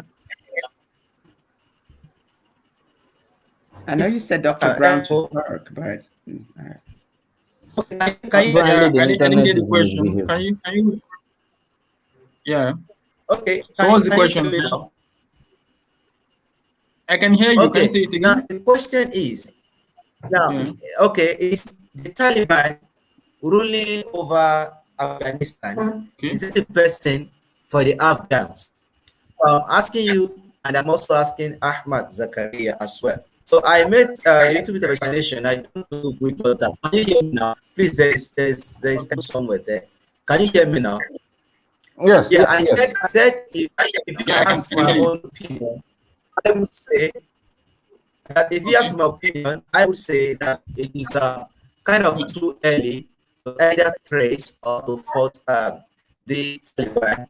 Because I'm going to understand that people can be very sincere with religion, and people can also take advantage of religion as well to express their own volition. Because in some certain sense, we've had people who promise us freedom in the name of democracy, and they have even experienced as well. So the question is Yeah. Taliban ruling over Afghanistan the best thing for the Afghans? And what's it called? Ahmad Zakaria, I want you to answer that question as well. Okay. Yeah. Yeah. Thank you so much for that question. I think, to be sincere with you, okay, yeah, I missed some part of the discussion because I went to it anyway. But from part of the earlier question that you asked about comparison between Taliban and Boko Haram, I think it's a great intellectual dishonesty to compare Taliban with Boko Haram. They are very different. They have different agenda. It's very different. Taliban is very, very much different from Boko Haram, and they don't serve the same purpose. So secondly, yeah, secondly, about your question that do I think Taliban is the best thing for Afghanistan this time around? I think I agree with that statement that I think Taliban for now, Taliban is like the best for them currently, because these are people that they got their independence when maybe 1985 or something. They've always The whole issue of the country is always been punctuated by wars, empires coming in to invade them. They've never had like a real stretch of their own indigenous leadership. And if you look at the way the Taliban got the country this time around, it seems as if most of the citizens are like comfortable with them or something like that. So that's what I really think. So I think we should give the Taliban a chance to rule them this time around. My own major concern is just that I wish that the Taliban has really, based on what they promised, that they're going to work on some of their deficiencies that was evident in their previous leadership. So with what they've shown this time around, I think I think they're going to make a very good leader. I think we should just give them some time very well to consolidate. They've promised an inclusive government to get in everyone to the leadership. So we should give them time. I really think they're going to make sense this time around. That's my personal opinion on this. I may be wrong anyway, and I don't want to be wrong in the future, but I pray for them that they get it right this time around. And I think it is best that we just leave them to themselves, pray for them, and wish them the best. Much as we can. Thank you. All right. Thank you very much, Dr. Brown. I have you want to answer that question? Okay, it's gone. I think it's gone. All right. If anyone does anyone add any comment or closing remarks before we leave? Mr. Edme Faisen, which is Bola, any contribution before we go? So a few words there, please. I must appreciate and commend them, Dr. Brown's optimism. You understand, but the reality is that the Taliban is going to face challenges. It will be a very rough and bumpy ride. How much of success they are going to achieve ruling Afghanistan is what the jury is still out on. So we need to understand something. There's a reality. It is easier to fight for a territory than to keep it. It is easier to get to the top than to stay there. I was reading this analysis, and then the analyst was like, when it comes to security, when it comes to fighting others and stop others from fighting, the Taliban is expert at that. But that would just be equivalent to probably the Ministry of Defense, and that's all. How do you fix education? How do you fix public utilities? How do you fix banking? How do you fix the economy? How do you fix, keep the economic wheel rolling? How do you sort out COVID-19? How do you sort out cholera? How do you take care of displaced people, refugees? How do you do basic diplomacy? Those are areas that will challenge the Taliban. Already, as we speak, the Afghan government, the deposed Afghan government, if I can use that word, was worth, as at the day their president absconded on Sunday, was worth between 9.5 and $10 billion. Almost all of that money is in the Federal Reserve Bank of New York. That's right. So what the US used to do is that at every month, they fly in a particular volume of that cash. Essentially, the US feeds the entire country. This is your pocket money for this month. So all of the dollars that was on Afghan territory as of Sunday that the Taliban inherited was not probably up to $500 million for a country of 38 million people. How do they grow from there? So it was essential. Big problem there. Big. In fact, as we speak, Biden and his allies are prepping sanctions. They will sanction the hell out of the Taliban government. Iraq will be child's play. Iraq will be what? Iran will be child's play. By the way, Iran has been on sanctions since 1979. That is one challenge they are going to face. And that is why you will notice that the Taliban is deploying skills of statecraft that we have never seen before. Let me give you important examples. Ashraf Ghani, the president, absconded, right? He fled first to Uzbekistan, then to the United Arab Emirates. But the immediate past puppet American president, Hamid Karzai, is still in Kabul. In fact, not only him, but him and his 3 daughters. I suppose that every elite female in Afghanistan is either out of Afghanistan or at the airport trying to make it into escape, right? Hamid Karzai has himself and 3 of his daughters. They are not just in Kabul. Taliban, what you would call diplomats, as in Taliban emissaries are going to his home every day to have meetings with him. Why did number one puppet president stay and number two puppet president absconded, as in abscond? The Yorubas will say, "Kilo bofishoriti no kiyoshi." What crime did the first puppet president commit? As in, did the second puppet president commit that the first puppet president did not? That is one. Abdullah is a guy you can describe as the alternate president of Afghanistan. He has always been part of the Northern Alliance. He contested with Karzai. The Americans said Karzai won, and they begged Abdullah. He remained in the government. He contested with Ashraf Ghani too. The Americans said Ashraf Ghani won. They begged Abdullah. They kept him in government. Abdullah did not abscond. Abdullah is practically the one mediating, midwifing, negotiations with the Taliban. Why did Ashraf Ghani have to abscond and Abdullah was asked to stay and is having fun in Kabul? Completely, in fact, the Taliban are visiting him on a steady every day to build an inclusive government. So which means that these guys are not just good at dealing with the Americans, chasing the invaders away. They are probably also good at negotiating their way out of trouble and keeping enough of the old government to have a semblance of unity and inclusiveness in the new government they want to form. That is by the way. However, this analysis looks gloomy, right? It seems there's no light at the end of the tunnel. However, there is hope. But that hope is contingent upon some conditions. So what is the hope? It was only after this crisis ensued that we have all learned, I hope we all know now, that Afghanistan is described as the Saudi Arabia of minerals. Afghanistan has now been described as the Saudi Arabia of rare earth minerals. What, in fact, practically everything under the sun. Iron, a lot of minerals are there, yeah.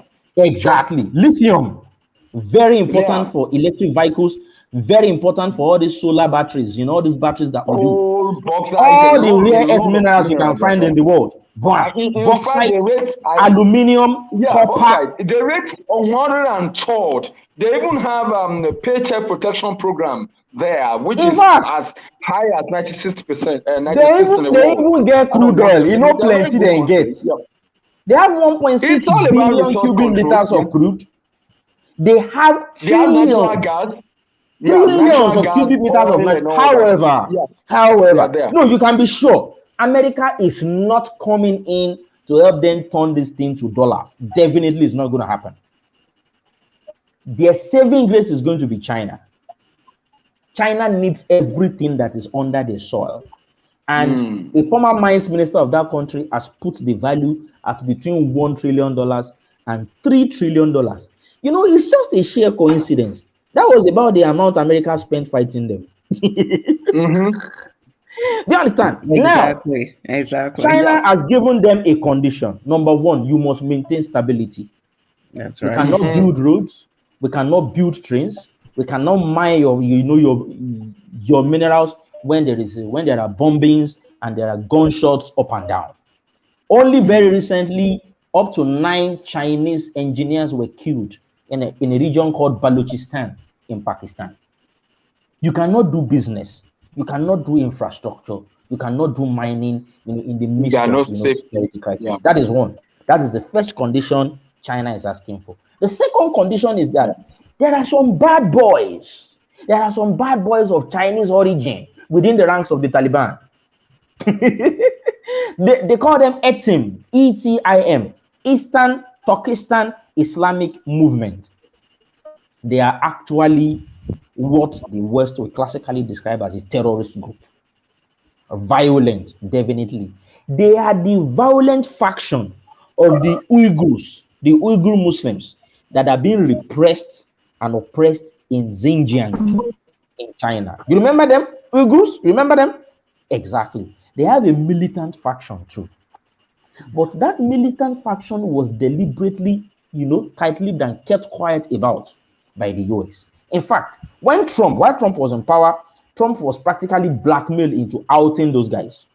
He said he will not declare ETIM a terrorist group because they are not active anymore, because they are not anywhere, because they are not doing anything. They have been active. Let us say they have been under, as in the cooler. ensconced within the ranks of the Taliban as part of the Mujahideen, waiting for the Taliban to win so that they can be free and empowered, and then they can be sent, via what we call the Wakhan corridor. I remember very well. There's a sliver of territory directly between Afghanistan and China. So it is 15 kilometers long, wide, around 250 kilometers long. Sliver, if you check the map, one tiny sliver like that, it lands straight in Xinjiang. The plan of those 18 guys was to deal with the Americans and then face the Chinese, go through the Wakhan corridor. China wants a deal. If you want us to do business, turn all your minerals into money and make both you, the Taliban, and the country and the population under you in Afghanistan filthy rich, then you must hold down those ETIM guys. You must hold down our bad boys and ensure they don't cross the Wakhan corridor into our territory to come and cause them trouble. I have not seen the Taliban's response, so to say, clearly enunciated in the media. But I have already started seeing signs of the Taliban holding down other so-called terrorist elements within their ranks and stopping them from fomenting, from doing kinetic activity in another country. I can say that about Pakistan. There's a Pakistani Taliban too. But sorry. Yes, your words are so juicy, but I'm kind of skeptical about the whole thing. Remember Yemen, Saudi involvement in Yemen and what happened? What you're saying, you're giving a hope, for a kind of improved the Yemen scenario. The Yemeni scenario is fundamentally different. The Houthis of Yemen are essentially a frontier force for Iran. Just like, for Iran to deal with Saudi Arabia, to just threaten them from behind, from their bomb. Do you understand? Yeah. Just like the Hezbollah in Lebanon is a frontier force for Iran to just disturb Israel from the bomb. And just like the Kurds, the YPG, the PKK in Turkey and in Syria to disturb Turkey, and give them trouble from time to time. Do you understand? Yeah. So that is this. But for the Taliban, they are the only lose. They are the only lose. Wait first. So which Boko Haram is a frontier force for who? To destroy Nigeria from the bomb? I know you will accuse me. I know you will accuse me for crossing into the realm of conspiracy theory. Do you understand? I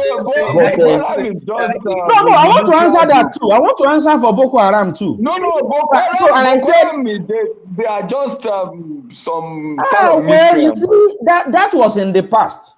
I may be guilty of peddling conspiracy theories, like I said that up front.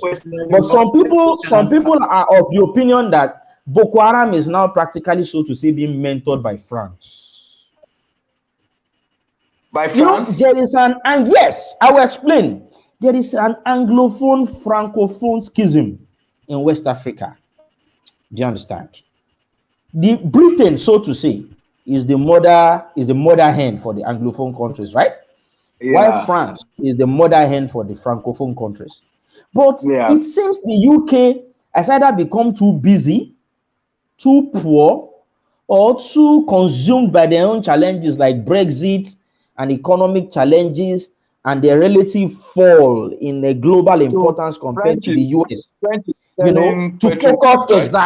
focus on West Africa. So Nigeria has kind of assumed the position of mother hen for the other Anglophone countries in West Africa. Meanwhile, France is still actively meddling in the political, lives, and in fact in the economic and financial lives of the former colonies. To take over more spaces, right?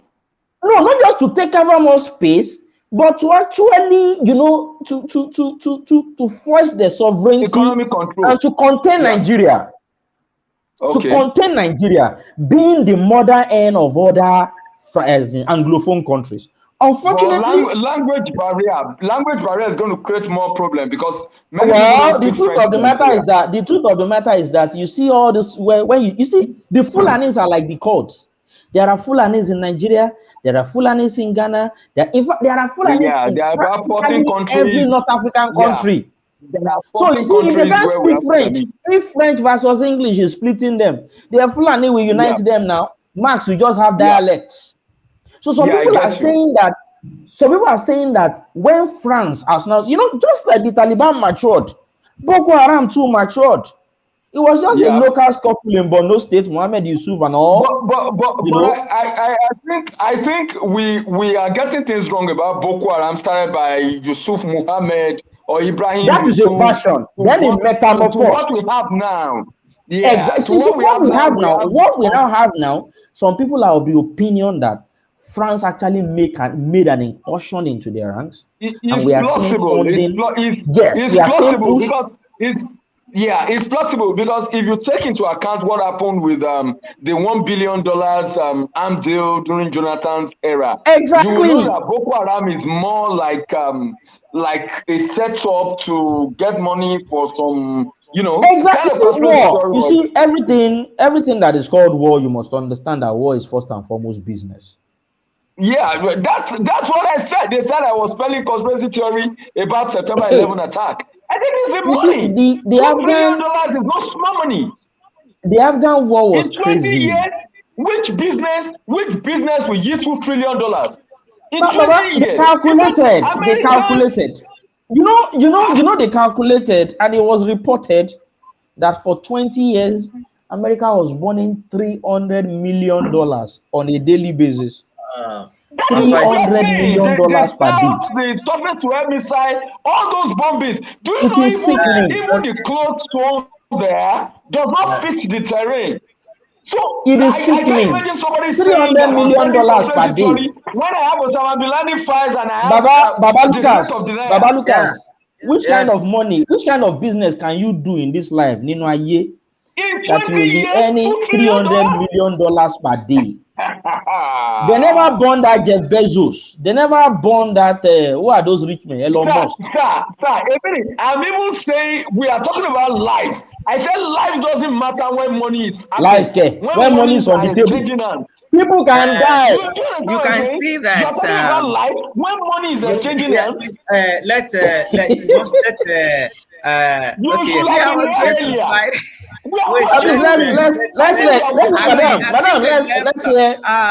Madame's perspective. They actually had a message on there for me like about 30 minutes ago. Okay. That has nothing to do with what we're talking about now. It says, I would love Madame to share some more post 9/11 Islamophobia attacks. But actually, when it's like taking us back because we've moved further than that statement. But I want to be able to answer, make reference to it. When 9/11 occurs, there's so many, and like I said, and I was telling Mr. Animashan when he was talking, it's different. When you're in the United States, each state is different. And the acceptance of Muslims or foreigners is different as well. I've predominantly been in the South most of the time. Okay. And the South is not as friendly as up north. So the first thing was like, oh, Miss Bola, you always have your test bill. Americans would call it rosary, but my test bill is in the car. I have an Islamic emblem on my car. And of course, I dress like that. Like, oh, maybe you want to take. I'm like, excuse me, I am not taking off anything off my car or trying to pretend to be what I'm not. You took a huge risk. I did. Even I remember when I decided I'm just going to be hijab and not just, I would just in Lagos. Just a small scarf. Married women, we always tie our hair. And I tell people, I say culturally, before this infiltration of whatever is going on in Nigeria, when you're a married woman, you don't leave your hair open. Even culturally, as a Yoruba woman, there's a level of cultural attire that they expect you to as a married woman. Exactly. Not Just what like married happens. men wear caps too. You know, we go in our traditional clothes, and the traditional clothes has the head tie. The headgear, So the you gilly, have to yeah. have an head tie on. So, and as Muslim women, you will have the hijab or Yes, iburi Ibon, to cover yes. you.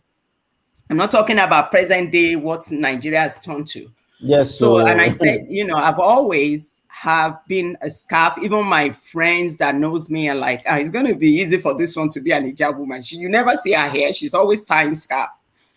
So when I came back, you know, I think my first Hajj, and I came back to work, and my staff was telling me that, you know, while I was gone, they did make they did a memo that nobody should have a tie at work. That, you know, I won't be able to do my head tie unless it's for religious purpose. I just laughed. I said, wow, what an opportunity.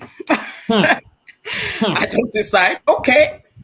So when my director of health kind of stopped me one day, because usually for Friday, they know that I will always go like long lunch because I'm going to GMAT anyway. Yes, pretty good. And she's like, Miss Paula, you know, you can be wearing your head tie. I know you like wearing your traditional outfits on Fridays and all that stuff, except for religious. I really let her say everything she wants, except for religious purpose. I said I do it for religious purpose. The next week I came to work, I just started wearing a hijab. Wow. Like, I'm not going to just do scarves. I'm now going to wear hijab. And you're talking of a person that's been on social, you know, I'm on television doing programs for them. Wow. I'm now going from scarf to hijab. Wow. Hijab. In the middle of 9/11. Company. That's strong, though. You know, even when my grant ended and they decided that I need to go, I was like, hey, I've made my point. You know, in life, we have to take, you know, we have to decide where we want to be. And at that point in my life and my service in the United States, I decided I've given enough compromise. Take me as I am or let it go. Yes, or let it go. I paid dearly for it career-wise. I'm going to tell you that. But I will not turn the clock back. So that's Islamophobia. When you're a Muslim woman and you drive, I know, you know, Islamically it says you should not drive and you should not be on a trip by yourself. You should, but you know, we're in the Western world. Your son is not going to leave his work to come and escort you to where you are going. Well, anyways, right. Even that rule, you know, that rule of always going with a mahram. There is at least an alternative interpretation. We are not having alcohol here. Yeah, well, this is not alcohol. We are saying English. It's still English. It's not alcohol. No, it's getting into this is really to give Kay some of instances that has happened as a Muslim woman. That even when you're stopped, I mean, a lot of Muslim people have been killed even by police or really, you know, given a crime. For instance, it's really worrisome. It's worrisome. I was stopped at night in a state in this country as a Muslim woman, and I was telling him, I mean, I was even surprised because for my 40 years here, I've never been stopped by an officer and they asked to step out of my car. So it was night, it was dark, I was alone, and they've been doing, and it was during the past President 49. I don't call his name, we just call his number.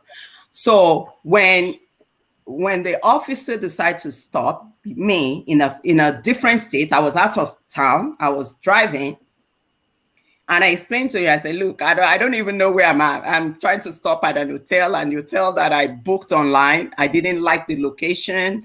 I didn't feel like it's secure, so I'm trying to get another hotel. So when he asked me to step out, and he felt that I was intoxicated, according to him. He said, I mean, this is the way I dress. This is the way, or even at night, this is what I wear. So it's like, intoxicated.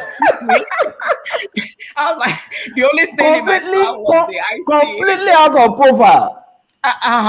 You probably don't even remember how alcohol smells. And normally it's routine, and I know this is on here. Normally it's routine. This is probably the first time I'm sharing this live.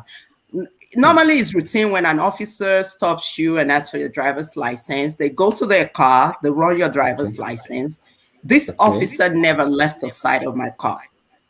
In fact, when he suddenly just opened remember, I'm in a country, I'm in a, and I can even, it's Arkansas, they're notorious for racism. So when you now just suddenly 9:30 or 10 o'clock at night open my door, I'm like, excuse me, because I mean the current cars we drive, once you shift your car into park, it's going to open your doors. So it was like I was really kind of shocked and like, why would you open my door? It says step out of your car. Anyway, the officer decided to arrest me. I mean, this was no joke. This was no joke. Even though they dismissed the case, but a lot of people have been killed like that. Especially the last 4 years of the regime we had. My first instance is just to get out of there alive. I told him, he did a breathalyzer, it read 0, not 0.0001. No. It read totally 0. I think the only thing you probably know about alcohol is the spelling. In fact, everybody was like, the only thing she could be intoxicated about is sleep. If you're arresting her for sleep. So you look at it. But this was mental torture for me. Yes. I mean, this is a person, I'm an advocate for Islamophobia in my state. And when you read about it or you're addressing people's issue and you look at it and you're now being the victim, it's a total different perspective.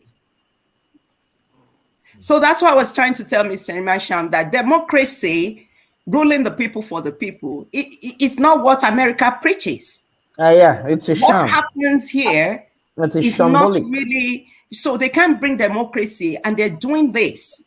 There's no way to stop a Muslim woman and the very first thing you could say is that she's intoxicated.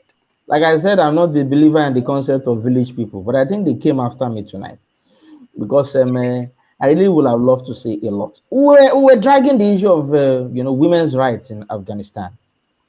I think we need to ask ourselves, what exactly are those women's rights America is climbing over? Exactly.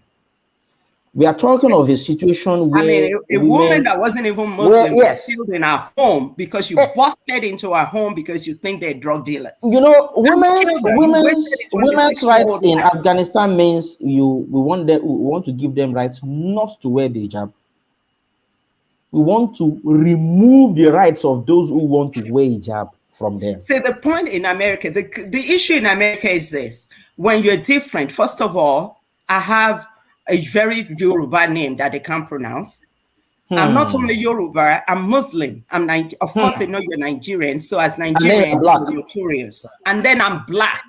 I'm a black Muslim in the territory of a white country. And then you are also a prominent anti-Islamophobia advocate. And then and guess what? Even in my state, people were like, Miss Bola, did you say something to really annoy the officer? There are too many original sins combined in you alone. So you look at it. Honestly, we're trying to dictate to a nation, and I believe that we should let those nations determine the course. It is okay to monitor what goes on because it could determine other states or other countries. There is no we have no right. I have no right to determine the fate of the Afghanistan. The Taliban, they are nowhere near announcing their new government. They are saying they have a deal with the US that they will only start doing things for real after August 31, which was the deadline they agreed with. That they agreed upon the evacuation. But they have said something, and they have repeated it in the media, local and international. They said the country will definitely, the new government will definitely not be a Western style democracy. That it will be based on the Sharia. Although, like I said, it's even less about the Sharia. It's more about who is interpreting it. Who is interpreting it? Yes, And that's and what I where it always say means, about yes, Sharon. Who is exactly. interpreting the law? But you see, Who is implementing it? it is sheer imperialism. It is just pride, it is just shameful that you believe that except others live by your own codes, except others live by your own rules and precepts, then they are not even fit to be alive. You know, in Afghanistan, the US deployed head by head, head by head. The US deployed as many as 800,000 soldiers. The US alone. The countries that joined the US to fight in Afghanistan were between 40 and 68. The disparity in that number is about those who did combat roles and those who did non-combat roles. 40 did combat, 28 assisted with non-combat. We are talking of countries as scattered and disparate as the Philippines, as Nepal, as Indonesia. They all came together with the US and its friends, its Western allies, France, the UK and all. They came with everything they could into Afghanistan. Let me say it in Yoruba. Wọ́n tán tilé ni. Wọ́n ṣẹ́ nìkan kan kù. They came in their full force. They didn't plan to lose. The game plan was not to lose this war. Ẹni tó gbéjà yẹn lọ bá wọn nígbà tó máa lọ lóòótọ́ 9/11 náà fi bójú bọ̀ tó sọ wípé nítorí pé wọ́n defeat bàbá wọn. It should be in the media. It was in the media. Is that Ahmad Shah Massoud? The son? No. Ahmad Massoud? Who is that? President Bush to be Jaloba. Oh, Bush. Oh, good. That's what he said to us. It is so when they lost big. All of them lost together. That's on say ran Iraq. That's why I gave them the geographical scenario of things before Afghanistan. I'm like, for you to now put there and say I'm a student of international relations. I'm going to get after this session. I'll get into class. There will be a storm. You know, you need to come to your class. we are still finding the theory. We don't understand it yet. We are still trying to cook up. We need to pay attention to what's going on. We are still trying to cook up. People are kind of seeing the sentimental part of things, and that is where we will lose what is vital in this in what is going on there. You know, we are still trying to cook up the theoretical basis, you know, with which we can explain this phenomenon. If there were parity between the powers that fought, let's say the US and the old Soviet Union, and each of them going with their allies, even if they don't have the same number of allies, then we will say, okay, it was a power that beat up another power. The Taliban were not even recognized as state actors. You know, in IR we will say there are state actors, there are non-state actors. Non-state guys are ragtag guys that don't have the toga of power, that don't hold power in the country. You know, like Boko Haram, like ISIS, like the SWAP. Exactly, those are non-state actors. We don't expect them to be anywhere near powerful, especially as compared to the single superpower in the world. The world is currently de facto unipolar, and then all its friends.